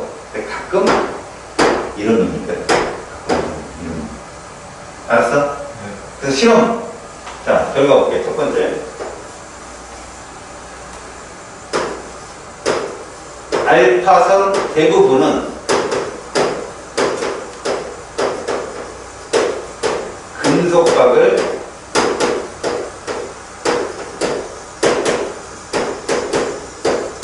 통과했다. 이렇게. 통과했다. 그럼 우리가 중요한 건 뭐냐? 추론이지. 원자 내부는 빈 공간이었다. 이런 얘기. 이 말을 그냥 간과하고 듣지만 원자 내부는 전자가 돌아다니지만 전자는 너무 작고 질량이 작은 놈이기 때문에 빈 공간일 수밖에 없다고 생각하는 거지. 그랬더니 학생들 대부분 질문이 들어오는 게 뭔지 알아? 그럼 그런 원자들이 집합해 저기도 빈 공간 아닙니까? 근데 우리도 빈 공간이고. 그럼 왜 저기 통과 못하죠? 중요한 건 전기장이야. 전기장이 형성이 된 것은 다른 전기장이 못 갖고 부딪힌다고. 보이지 않는 장벽인 거지. 그런 거로 해석하면 된다. 됐지? 두 번째. 극히 일부의 알파선이 휘어지거나 튀어나왔다. 그럼 이걸로 이 사람은 추론. 원자 내부에는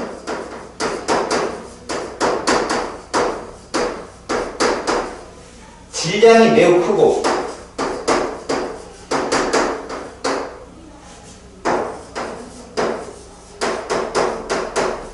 부피는 매우 작은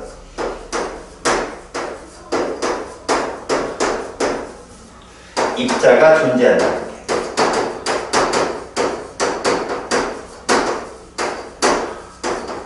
입자가 누구냐? 핵이다. 핵. 이 두 개밖에 없어. 시험은 이렇게밖에 없어. 알았어? 중성자의 발견, 체득이 이런 건 안 나와. 그래서 이 사람이 뭐라고 하냐? 이 입자는 플러스 잔을 뗐잖아. 그지? 플러스 잔을 뗐잖아. 그래서 얘를 양성자라고 이름을 붙여. 그러면 이제 저널지나 그 다음에 뭐 일반학 책 같은 데서 번역이 잘못된 오류로 나오는 게 뭐냐? 양성자를 최초로 발견한 사람은 누구냐? 그러면 양극선을 발견한 골트슈타인. 알았어? 그런데 그걸 최초로 그 플러스 입자를 양성자라고 이름을 붙인 사람이 러더퍼드라는 얘기야. 알았어? 그러니까 최초의 발견자는 누군 거야? 골트슈타인인 거야. 알겠지? 그건 이제 진리니까, 팩트니까 그건 참고로 알고 있고. 알았죠? 네. 자, 이렇게 되니까 이걸로 실험이 끝난 게 아니란 말이야. 전자가 그래 주위에 퍼져 있다고 치자. 그렇다면 인간들이 궁금해하는 게 뭐야? 구조거든. 그럼 중심핵이 그 진짜로 수금지와 목도천해처럼 탄핵성처럼 태양계를 둘레를 돌고 있나?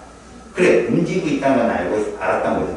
그래서 이 사람이 실제로 어디까지 측정을 했냐면, 예측을 했냐면, 중심핵보다 최초의 전자의 발견자리는 그게 먼 거리라는 걸 알아냈어.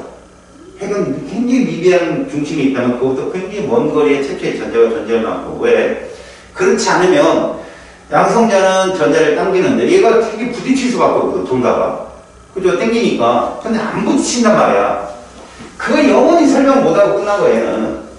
알았어? 그걸 설명하기 위해서 이제 등장한 게 바로 양자역학이야. 그래서 갑자기 우리가 이제 이단으로 넘어가 버린단 말이야. 거기를 제대로 물을 못 타갖고 착살나는 애들이 많아. 알았어? 지금까지는 다 어떤 관점에서 보는 거야? 고전역학적 관점이야. 중심핵이 있고 그 주위에 전자가 돈다. 그럼 전자의 움직이면 어떻게 될까? 근데 그거보다 선과제가 하나 더 있었다. 아니 생각해봐. 양성자가 한 개만 있는 원자가 어딨어. 수소밖에 없잖아. 두 개, 세 개 있을 텐데 그것들이 그 작은 부피에 모여있으려면 지들끼리 반발이 좀 심하겠냐고. 그럼 그 원자 어떤 입자를 구성할 때 양성자 말고 또 다른 놈들이 있을 거라는 걸, 응? 여기서도 이 러더포드라는 제자의 모듈리라는 사람인데 이 사람이 나중에 주기율표를 완성할 때 양성자의 숫자를 계산하게 돼. 그게 나중에 원자 번호가 되거든. 그러니까 그 전에 과학자들도 양전을 띈 입자가 모든 원자들이 다르다는 걸 알았어. 알았는데 정확하게 뭐를 못해? 증명을 못한 거지. 그럼 여기 있는 사람들도 안 거야. 이런 금속박을, 금박을 갖고 왜 실험을 하지만 거기는 양성자가 되게 많을 건데, 그치? 왜? 좀 더 금속을 좀 원자 번호가 좀 크고 질량이 많이 나가는 금속을 갖고 실험하면 이런 결과가 더 잘 나오는 거야. 좀 원자력이 좀 작은 애들 갖고 실험하면 좀 가벼운 애들 갖고 실험하면 이런 결과가 특별히 안 나오고. 그러면 분명히 이 안에 양성자라고 불리는 입자들이 차이가 있을 거라는 건 알았거든. 몇 개인지는 정확히 측정 못했지만. 물론 그것도 도구의 발견, 이론의 발견 때문에, 드브로의 물질파 이런 것 때문에 발견이 되거든. 근데 지금 상황은 아니 양성자만 있으면 어떡해. 거기에 뭐 좀 걔들을 잡을 수 있는 핵력을 가질 수 있는 뭐 다른 입자 있지 않을까? 그래서 발견된 게 최뒤이에요. 최뒤. 그 사람이 중성자를 발견하게 돼요. 베릴륨이라는 금속을 넣거든. 야, 베릴륨이 뭐냐면 질량은 매우 작은데 반응성은 웬만히 있는 건데 리튬 같은 경우는 굉장히 위험한 물질이야. 리튬은 공기 중에 내놔도 불이 붙거든요. 알았어? 나트륨보다 반응성이 좀 적을 수 있지만 했던 물에 넣으면 휙 돌면서 그냥 폭발해버리는 애기 때문에 위험해서 다루지 못하고 베릴륨이라는 입자를 갖고 얘가 알파선을 쏴버려. 그때부터 안 거야. 그 전까지 생각을 해봐. 톰슨 얘 때까지는 뭐 거의 다 못 썼어. 음극선 쏜 거야. 전기를 가한 거지 말 그대로. 전자의 흐름으로 쏜 거야. 그런데 이제 러더포드 이후부터 방사선으로 실험을 많이 하게 돼. 방사선. 얘는 훨씬 세니까. 베릴륨을 무너뜨린 거잖아 얘가. 그랬더니 베릴륨이 알파선을 맞고 음극선 나타날 거고 그다음에 포지티브 레이 양극선 나타날 거고 근데 어떤 선 하나가 전기장 자기장에서 휘지 않고 그대로 가는 거거든요. 그래서 얘가 바로 중성자다. 알았어? 최딕은 중성자를 발견한 사람이라고 보는 거예요. 알겠지?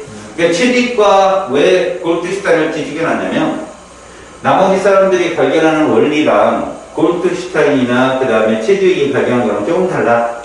왜? 톰슨은 진공관에서 빛의 입자성을 증명하는 실험이기 때문에 얘들하고 실험이 결이 다르잖아. 그치? 그런데 그걸 통해서 전자를 발견한 거고, 러더포드는 알파 입자를 직접 금박에 쏜 거고, 그 얘들 두 실험의 공통점은 크룩스관에다가 약간의 수소기체 혹은 약간의 베릴륨 금속을 집어넣고 실험을 한 거라는 거지. 알았어요? 그러니까 그런 것들은 봐도. 그래서 러더포드 쪽에 오잖아? 러더포드 쪽에 보면 원자 모형을 이렇게 잡는 거야. 중심에 뭐가 있어요? 이게 핵이야. 주위에 누가 돌고 있다 이렇게? 전자가 돌고 있다라는 표현. 이게 러더포드. 원자 모형. 근데 어떤 책에는 러더포드 원자 모형을 그냥 이렇게도 그려놓은 책도 있어. 이렇게. 원으로 그려놓고 전자를 그려놓고. 명심할 건 이 원띠가 하나밖에 없다. 하나. 알았어? 이 띠가 뭘로 말하냐면 양자역학에서는 에너지 준위를 뜻하거든. 그것까지는 발견하지 않았어요. 알았지? 그것까지는 발견하지 않았다고. 그러니까 이렇게 서 있어도 이렇게 그림이 이렇게 있어도 이 껍질은 반점이 다 똑같은 거야. 그러니까 에너지 레벨로 전자의 에너지 레벨로 나누지는 않았다고. 알았어? 그냥 딱 보고, 에너지 껍질이 있네. 이절에다 작살난다니. 그러니까 얘는 전자의 위치나 이런 건 설명을 못해. 그저 핵의 중심에 있다라는 것만 해석을 한 거죠. 그러니까 알파 입자 살간 실험으로 이 원자 모형은 증명이 안 되는 거야. 왜? 얘는 플러스가 퍼져 있잖아. 그지? 이렇게 물려 있어야 되는 거지. 그래서 여기까지가 바로 페이지 68쪽의 내용이에요.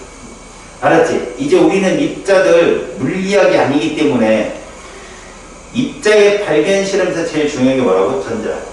그 다음에 원자 핵이에요. 이 두 개가 제일 잘 나와. 그러면 이제부터 화학적인 건 뭐냐? 얘들을 계산하는 거야. 원자 내부에서 양성자, 전자, 중성자의 특징이 어떻게 존재하는가 우리는 계산하는 거야. 그래서 여기는 어렵지 않은 파트야. 대신 뭐냐? 정확하고 빠르게. 그래서 내가 푸는 방법을 알려줄 것이야. 69쪽 넘어가자. 페이지 70쪽으로 한다. 이제부터 이제 화학 쪽에서 다뤄지는 원자 내부 입자들은 어떤 것들이 특징적으로 다뤄지는지만 잠깐 보자.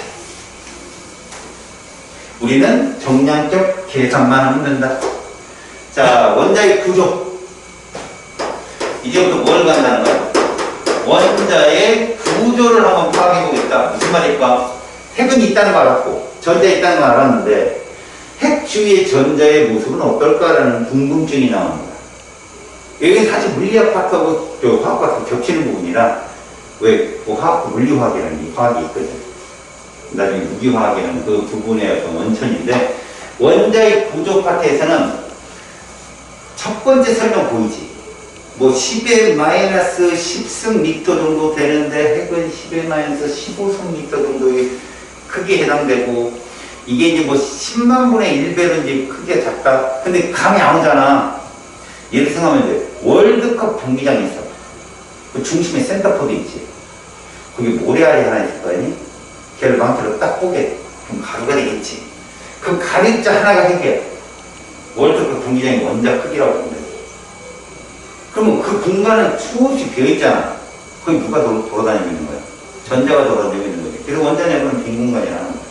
굉장히 빠른 속도고. 그럼 이래도 감이 안 오니까 이 월드컵 경기장이 지구만한 크기로 확대를 하잖아? 그럼 그 원자 핵의 크기는 얼마만 하냐? 탁구공. 엄청 작은 거야, 그러니까. 알겠어? 그래서 만약에 수소 원자핵을 우리 눈에 보일 만큼 130마이크로미터라고 하는데 그 겨울에 요즘 같은 겨울에 햇빛이 들어올 때 먼지 이렇게 딱 떠다니는 거 보이지? 그만한 크기로만 만들었으면 이 사회는 어떤 걸로 그걸 못 들어? 뭐나 무거우니까. 그지? 자, 그 얘기가 전반부에 펼쳐 있는 거야. 야, 핵 너무 작아. 이런 거지. 알았어? 실제로, 핵이 여기 있다면, 최초의 전자발견을 그, 러더퍼드가 측정을 하거든. 한, 거리가 논산 정도? 여기 있다면, 논산하고 대전 사이 그 정도의 최초의 전자가 있다. 굉장히 멀리 있는 거지. 그런 식으로 내가 수소 같은 걸 갖고 실험을 하긴 해. 그러니까 크기가 어마무시한 차이가 있구나라고 보면 돼. 알았죠? 그럼 우리가 봐야 될 게 뭐냐? 바로 원자를 구성하는 입자의 성질. 이게 중요해. 원자를 구성하는 입자의 성질. 이게 중요해. 자, 일단 원자핵을 이루는 놈 중에 누구 있어? 원자핵을 이루는 중에 양성자와 중성자가 있다는 게 이미 발견됐어. 양성자가 있고 중성자가 있다는 걸 발견했고, 그 다음에 전자가 그 주위를 돌고 있다는 걸 알아냈다. 그렇다면 우리가 이제 전기장, 중력장 쪽으로 얘를 해석할 필요가 있다. 처음에 얘들은 실제 한길 전하량이 얼마냐 봤더니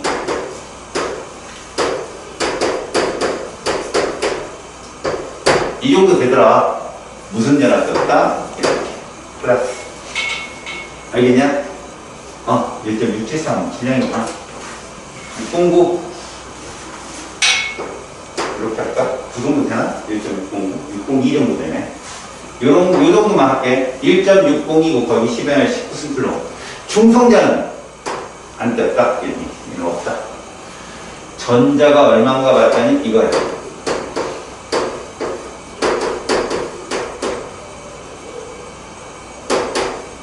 그러니까 밀리칸이라는 사람이, 질량하고 전화 구하고 막 이랬었어. 기름방울 실험으로. 근데 문제는 이거야. 그때 구한가하고 지금가하고 5.5%밖에 차이 안 나. 그렇게 도구가 없는데도 전기장, 자기장은 전기장에다 기름방울 분사를 칙칙칙 하는 거, 분무기 그 콜로이드 입자가 비슷한 입자가 나오잖아. 그게 딱 떠 있는 걸 갖고 중력과 전기력의 평행이랑 공식을 풀어낸 거거든. 살벌한 거지. 밀리칸이라는 사람은 그렇게 실험을 했는데 지금 구해봤더니 그때는 전기적으로도 양성자의 전하와 전자의 전하는 똑같고, 그로 인해서 전자가 빠져나가면 이 입자는 양전할 때 이런 거는 알았거든. 이걸 갖고 실제로 우리가 쓰기는 어렵잖아. 그래서 상대값이라는 게 있어. 우리가 쓰는 상대값. 얘를 플러스 1로 잡고 얘를 마이너스 1로 잡는 거야. 이렇게. 상대값. 알았지? 그래서 이렇게 잡는 것이 상대적 전하다. 우리가 느끼는 거. 그래서 물리학은 물투로 들어가면 얘네가 이거 배운다. 이렇게 갔을 경우. 얘는 쿨릉인데, 진짜 1쿨릉이 되려면 6.25 곱하기 10의 18승계가 있어야 돼. 그래서, 외울 때 18.625라고 했거든, 18.625. 이것 때문에 우리나라가 분단됐다 해가지고. 그럼 무슨 말이냐? 1초당 6.25 곱하기 10의 18승계의 전자가 이동한다면, 그게 1암페어야. 1쿨릉이니까. 알겠어? 결국 뭐야? 쿨릉이라는 값을 계산할 때 이 원리가 이용되는 거구나 라고 물리학을 배운다. 근데 지금 우리 화학은 그냥 이렇게만 본다. 그러면 시험 문제 나오는 게 누구냐? 생각을 해봐. 우리가 말하는 양성자 수라는 말을 잘 들어봐요. 양성자의 숫자. 사실 양성자가 한 개 있다라고 획 속에 한 개 있다 그러면 이 한 개 전화량만큼 전화를 갖고 있는 거잖아. 근데 아까도 선생님이 설명했지만 봐라. 양성자 숫자가 원자 번호라는 걸 알아내는 것 같아요. 모듈이라는 것 같아요. 이렇게 배운다. 이 사람이 러더버드 제자라고 했잖아. 그럼 우리는 여기서 내신의 추제, 이건 절대 수능에 안 나와. 내신의 추제 쓰는 원리를 하나 알 수 있어. 봐라. 1번은 전화가 얼마일까? 이 정도로 써주는 거냐, 이렇게. 핵전화가, 1번은 핵전화가 이럴 거라고. 이해 갔어? 네. 양성이 하나니까. 그럼 10번 어때요? 10번은 이 뒤에만 이렇게 바꾸면 된다는 거예요. 10만 곱하면 되니까. 그럼 20번 어때요?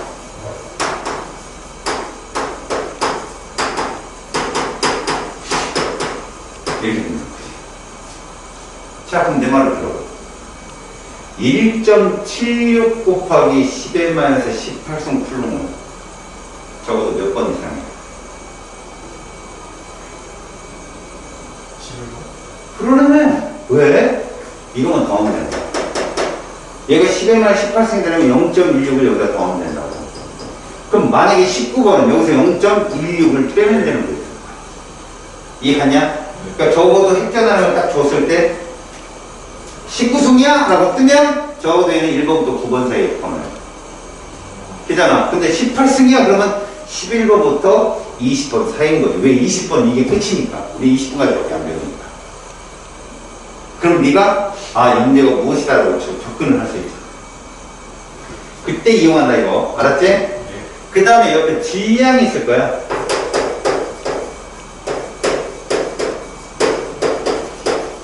질량 그러니까 진짜거든.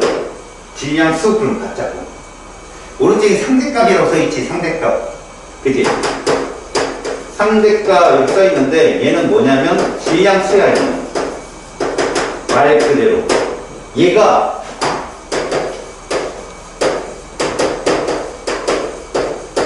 이래. 질량이. 근데 얘를 우리는 이렇게 씁니다. 알았어? 그럼 얘는 얼마냐?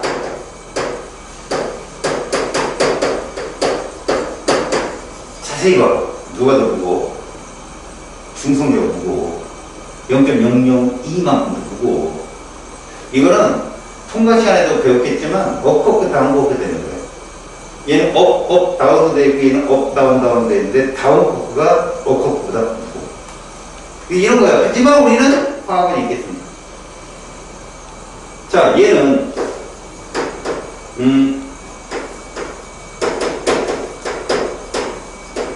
너무 작아. 1836분의 1. 그래서 뭐라고 한다? 무시한다. 무시. 개무시한다.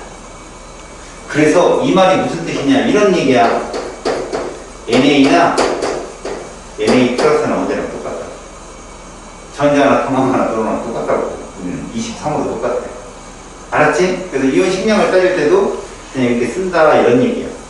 근데 잠깐 일단은 소리 이런 것도 없다. 야, 이게 양성자 한 개 질량이야. 그럼 수소라는 애가 이거잖아. 수소 원자 한 개가. 근데 우리 수소 원자량 얼마나 적어? 1 잡잖아. 1 이렇게 가면 뭐 곱하면 돼? 얘 곱하면 돼. 이게 무슨 숫자야? 그래, 이렇게 나오는 거구나 이게. 이야기야. 실제로 그렇게 1 나오겠냐? 아니지. 1.000 뭐 이런 거 나오겠지. 그걸 원자량이라고 하는 거야. 근데 이게 숫자로 딱 쓰면 봐봐라. 얘를 상대값을 1로 적었으니 양성계 하면은 1일 거 아니야. 그게 질량수라고. 양성계 하나를 1로 적었으니까 그냥 질량수 더하기, 그러니까 예를 들어 양성계 수 더하기 중성계 수면 질량수가 되는 거야. 여기서 시험 문제 많이 나와. 자, 밑에 봐봐. 원자 번호와 질량수 관계를 써있어. 이거 잘하자. 이거만 알면 문제가 좀 쉬워진다.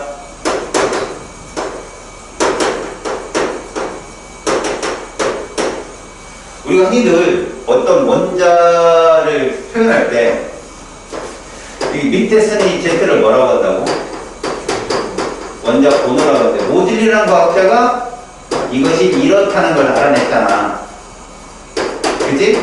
근데 예전부터 오래전부터 중성 원자라는 얘는 누구랑 같아야 된다? 그치? 이거는 원자일 때 통하는 거, 원자. 이온이 아니라. 그지? 또 하나, 요 위에 써있는 이 M은 무엇이다? 질량의 수인데, 이것은 양성자 수에다가 중성자 수를 합친 값이다. 이런 뜻이지. 그치? 그러면, 이제부터 우리는 원자는 이런 것이다. 그 다음에 이온은 이런 것이다를 눈으로 보면서 풀어야 될 거 아니냐. 그걸 원그래프로 나타내는 거야. 알았지? 원그래프로. 잘 봐봐, 이제. 자, 얘를 한번 보자. 됐지? 그때 표현을 이렇게 표현하자. 우리끼리 약속하는 거야. 렌즈. 무슨 숫자? 양성자. 알았어? 여기는 이렇게 나눠놓는 거야. 또. 자, 얘를 한번 그려볼까? 어차피 양성자 두 개면 전자도 두 개니까. 중성자. 이런. 맞지? 자, 6번 탄소 12. 어떻게 써야 될까? 몇. 약간 규칙성을 봤어? 원자 번호에 몇 배?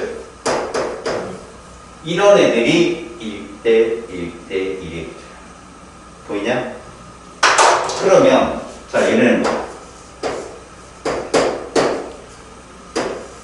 어떻게 그리나?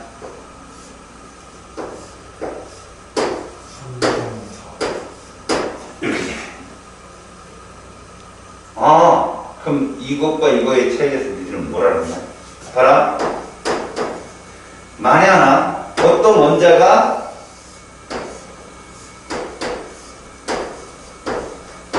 이렇게 있다면 누가 중성자수다?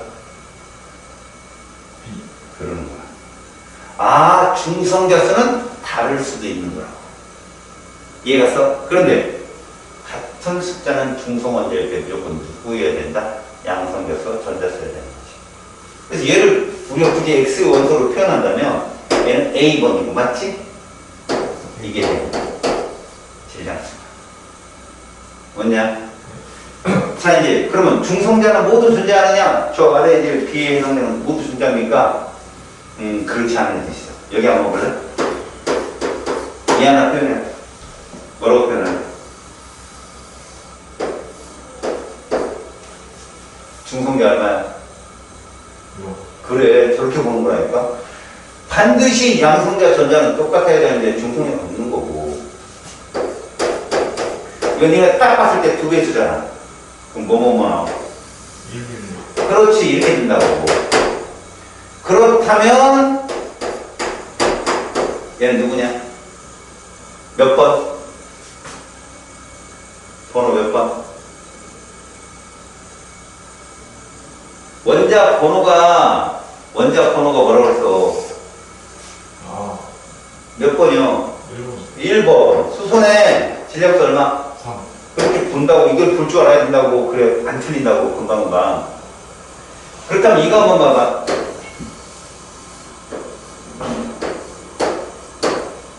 이게 몇 번 익었어? 2번. 그렇지. 헬륨이야. 질량수? 3. 그렇게 보는 거야.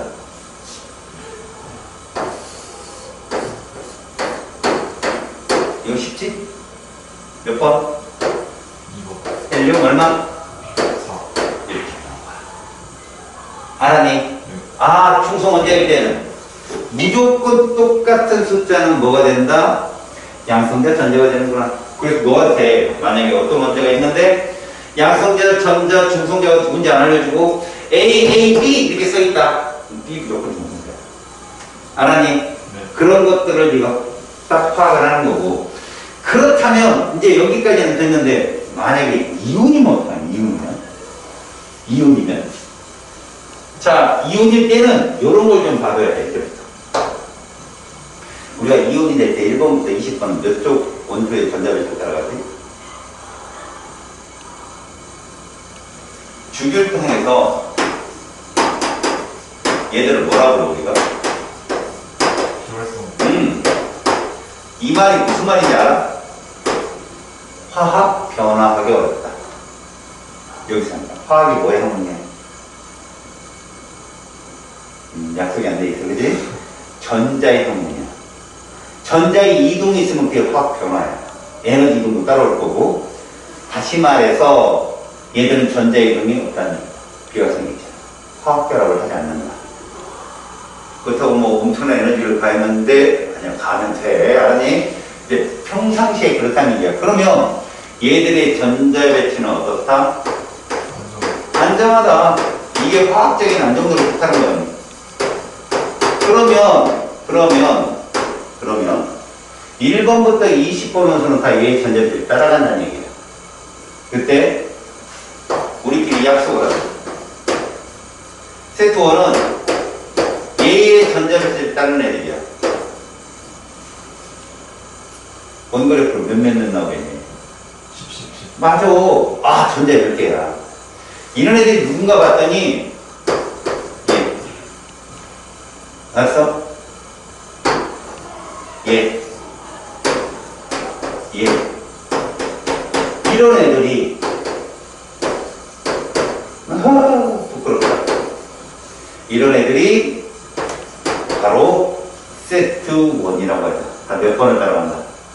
10번 따라간다는 거야. 그럼 얘가 우리끼리 썼을 때는 이거거든. 이런 애들이거든.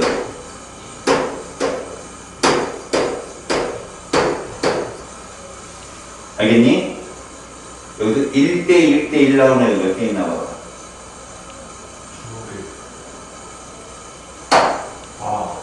그렇게 됐지. 나머지는 중성자가 하나가 더 많네요. 보이냐? 네. 몇 나와? 9? 9? 9, 10. 그래. 이게 처음에는 어린거리 하는데 너 여기서 시간 못 줄이면 20을 가도 백반하는 거야. 여기는 무조건 시간을 줄여야 되는 것이기 때문에 이렇게 그려지면 문제가 금방 풀려. 그 방법을 자꾸 익숙하게 만들어 놔. 그렇단 말이야. 얘가 만약에 이온이 된다면 얘는 질량은 안 변하지만 이렇게 될 수 있지. 기잖아. 전자가 몇 개가 된 거야? 10개가 된 거라니까? 봐라. 얘가 몇이었냐? 7.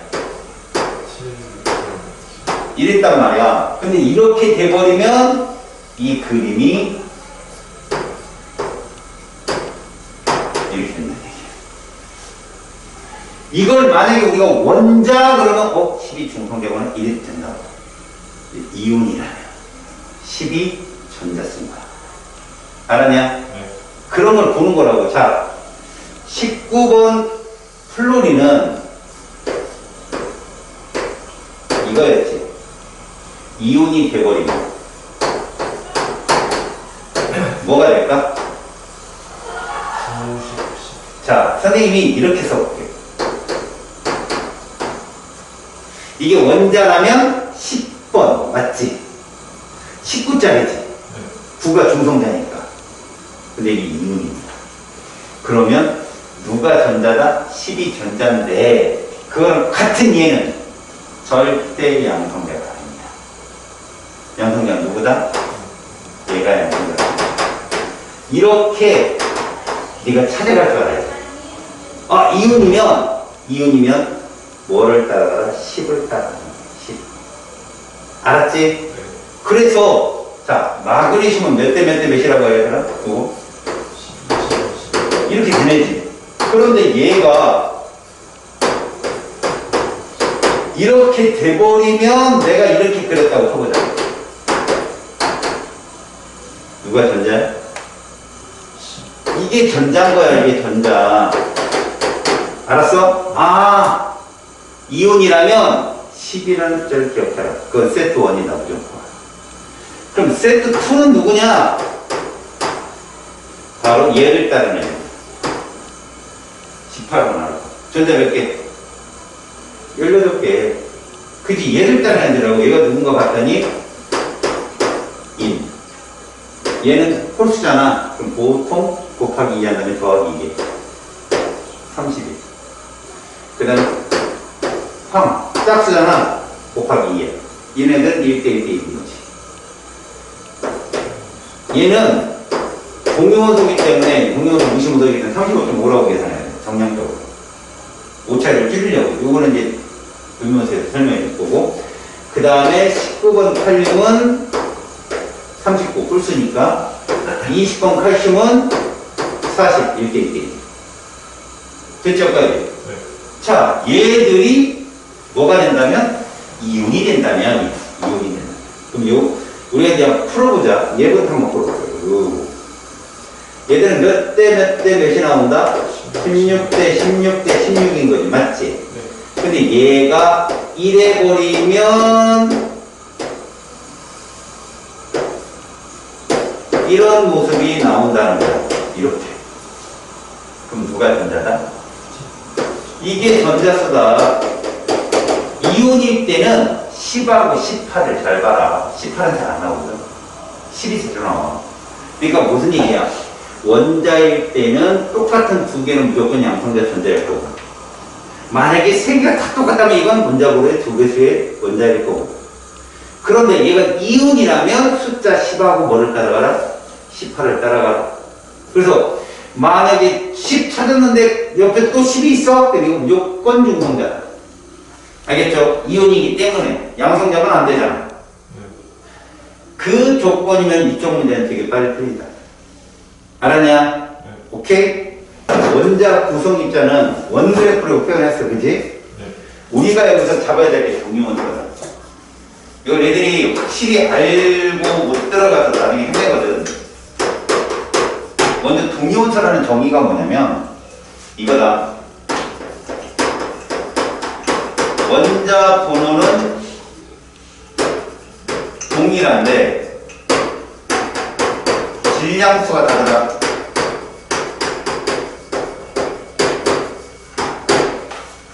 됐지? 그러면 원자 번호가 동일하다는 말은 뭘 의미하느냐? 이게 같을 거지. 그치? 맞지? 네. 화학이 뭐야, 뭐냐? 전자. 그러니까 무슨 쪽 성질이 같다? 그렇지. 이렇게 하면 돼. 됐어? 그럼 질량수가 다른 이유는 뭐 때문에 다를까? 중성자수가 달라서 그럴 거 아니야.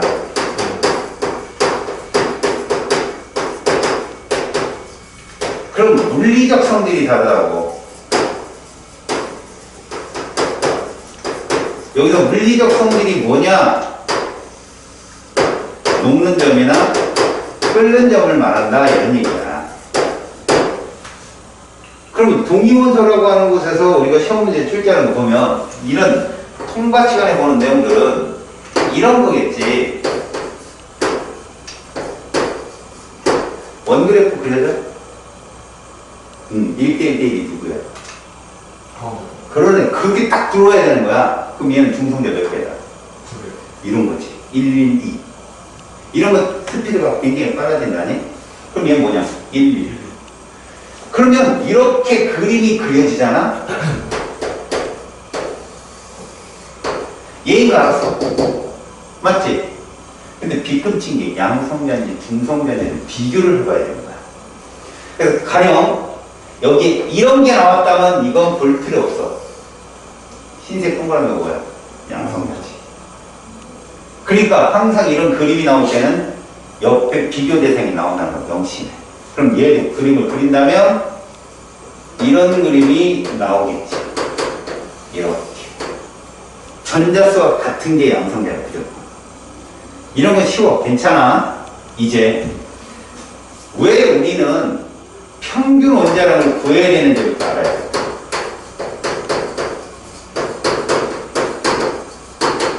웬만한 원소들은 이런 동위원소가 존재해요. 이런 애들.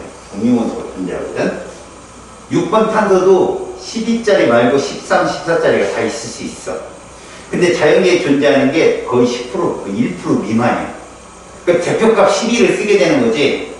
근데 누구는 17번 염소는 35짜리와 37짜리가 이렇게 존재해. 무시할 수 없다. 무시할 수 없어. 그런데 우리가 만약에 원자력 몰수 같은 거 계산할 때 염소 기체를 가지고 실험을 하잖아? 그럼 Cl2잖아. 얘로 따지면 70이고, 분자량이.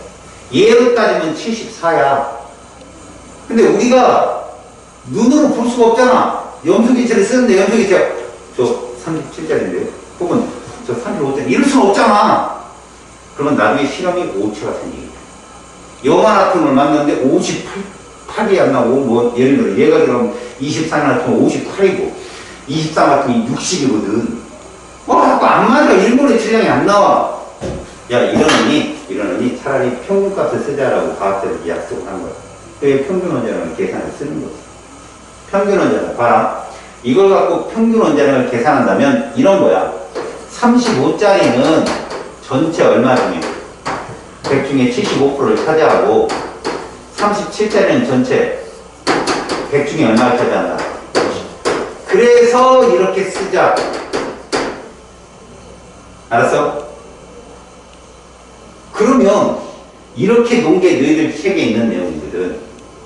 알았니? 야, 근데 이거 언제 계산해? 이렇게 계산하면 안 돼. 알았어? 실제로 니들이 서술형으로 나오다면 이렇게 써야 답이야. 응? 조금 더 간지나게 쓰겠다? 선생님 좀 간지나게 쓸래요? 이거잖아.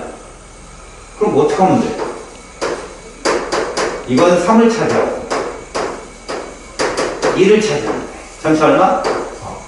이러면 이거 나와. 근데 어떤 선생님이 이거 설명해야 돼. 아, 또 가서 막. 이게 비율이 3대 1이고 막. 이렇게 써야 답이야. 너 아니야. 이럴 수도 있단 말이야. 이거는 내신 볼 때 보는 거고, 진짜 수능은 이렇게 풀어야 되는 거야. 자, 이렇게 놔야 돼. 35, 37. 전체가 몇 칸이야? 4칸이면 칸을 나눠. 그럼 가운데가 얼마겠냐? 한 칸당 0.5지. 근데 누가 더 많아? 얘가 더 많지. 얘 쪽으로 뭐를 잡아라? 3을 잡는 거야. 끝. 35쪽. 알았니? 네.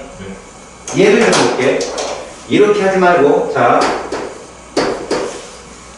얘가 이렇게 있어.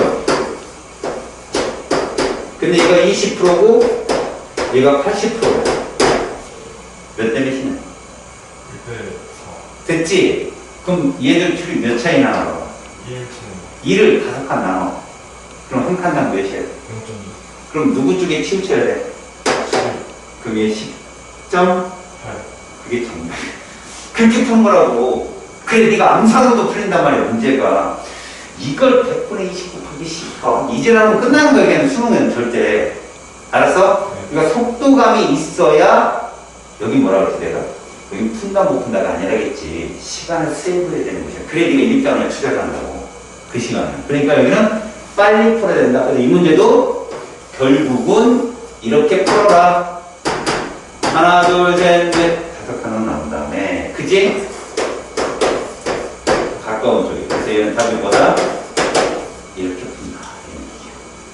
알았지? 그러면 이 문제에서 만약에 응용이 되면 뭐가 나오느냐? 이런 문제가 나올 수 있어. 성률. 생명 선택했니? 선택 안 했니? 네. 다행이네. 확률이 뭐냐면 이런 거다. 자연계에 존재하는 CL2의 확률을 구한다. 그러면 일단 CL2가 이렇게 조합이 될 수 있지. 얘하고 이하. 그럼 분자량이 얼마냐? 70. 이렇게 되잖아. 그럼 얘의 존재 확률은 이걸로 하자. 3대 1로. 얘가 얼마니? 4분의 3이고, 맞지? 네. 얘가. 그게 얼마냐? 16. 이렇게 푼다고. 자, 중요한 건 이거야. 봐라. 얘 얼마 나오겠냐? 16. 그렇지. 이제는 얘하고 얘가 만날 확률이 있지. 근데 이거 말고도 이렇게 될 확률이 있다. 그렇다면 얘는 이걸 거고, 맞지? 얘는 이걸 건데 결국 뭐냐? 그냥 이거에다가, 맞지? 이러면 되지 않겠느냐? 16분의 6이야. 그러면 이걸로 시험 문제를 어떻게 내느냐? 봐라. X2로 나와. X2. 그리고선 X2인데 70이 있고 72가 있고 이렇게 있는 거지. 그럼 너는 눈치를 딱 채야 돼. 이거 여기서 보나. 응용이 되면, 그리고 상대값을 새로 주고 확률이 확률 그래놓고 그래프에서 그래. 여기 얼마인가 봤더니 9, 얼마인가 봤더니 6, 얼마인가 봤더니 1. 일단 X2인데 분자량이 몇 개 떴어? 3개 떴지? 3개 떴잖아. 3개 뜰 확률은 동위원소가 몇 종류다? 이 정보를 알 수 있는 게, 동위원소는 2종류지. 알았어? 이거 물어봐. 또 하나. 그럼 몇몇짜리 2종류냐? 그러면 제일 작은 거 2분의 1, 제일 큰 거 2분의 1. 얼마나? 30. 이렇게. 그 다음 또 이렇게 해서 2개를 잡아내. 다음 35, 35 만난 거 아니겠니? 그러면 저 확률을 뭐를 해? 저 확률을 둘이 만난 거니까 루트를 씌운다고. 그러면 결국 35짜리하고 37짜리는 가운데 거 보는 거 아니라고, 이거기 때문에. 이해 갔어? 네. 이거 루트 씌우면 3, 이 루트 씌우면 1이잖아. 그럼 마지막 평균 원자는 얼마?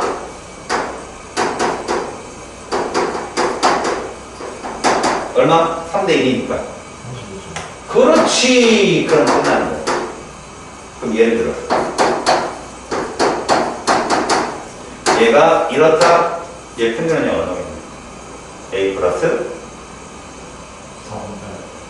0.5. 그렇게 하면 되는 거야. 이게 응용이 된 거라고. 얘네한테 문제. 뭔 말인지 알겠니? 이런 것만 제대로 알면 여기서는 틀릴 일이 없다. 그래서 숙제를 실력 업까지, 우와, 79쪽까지 숙제를 하는 방향으로. 알겠어? 79쪽까지 숙제를 하고.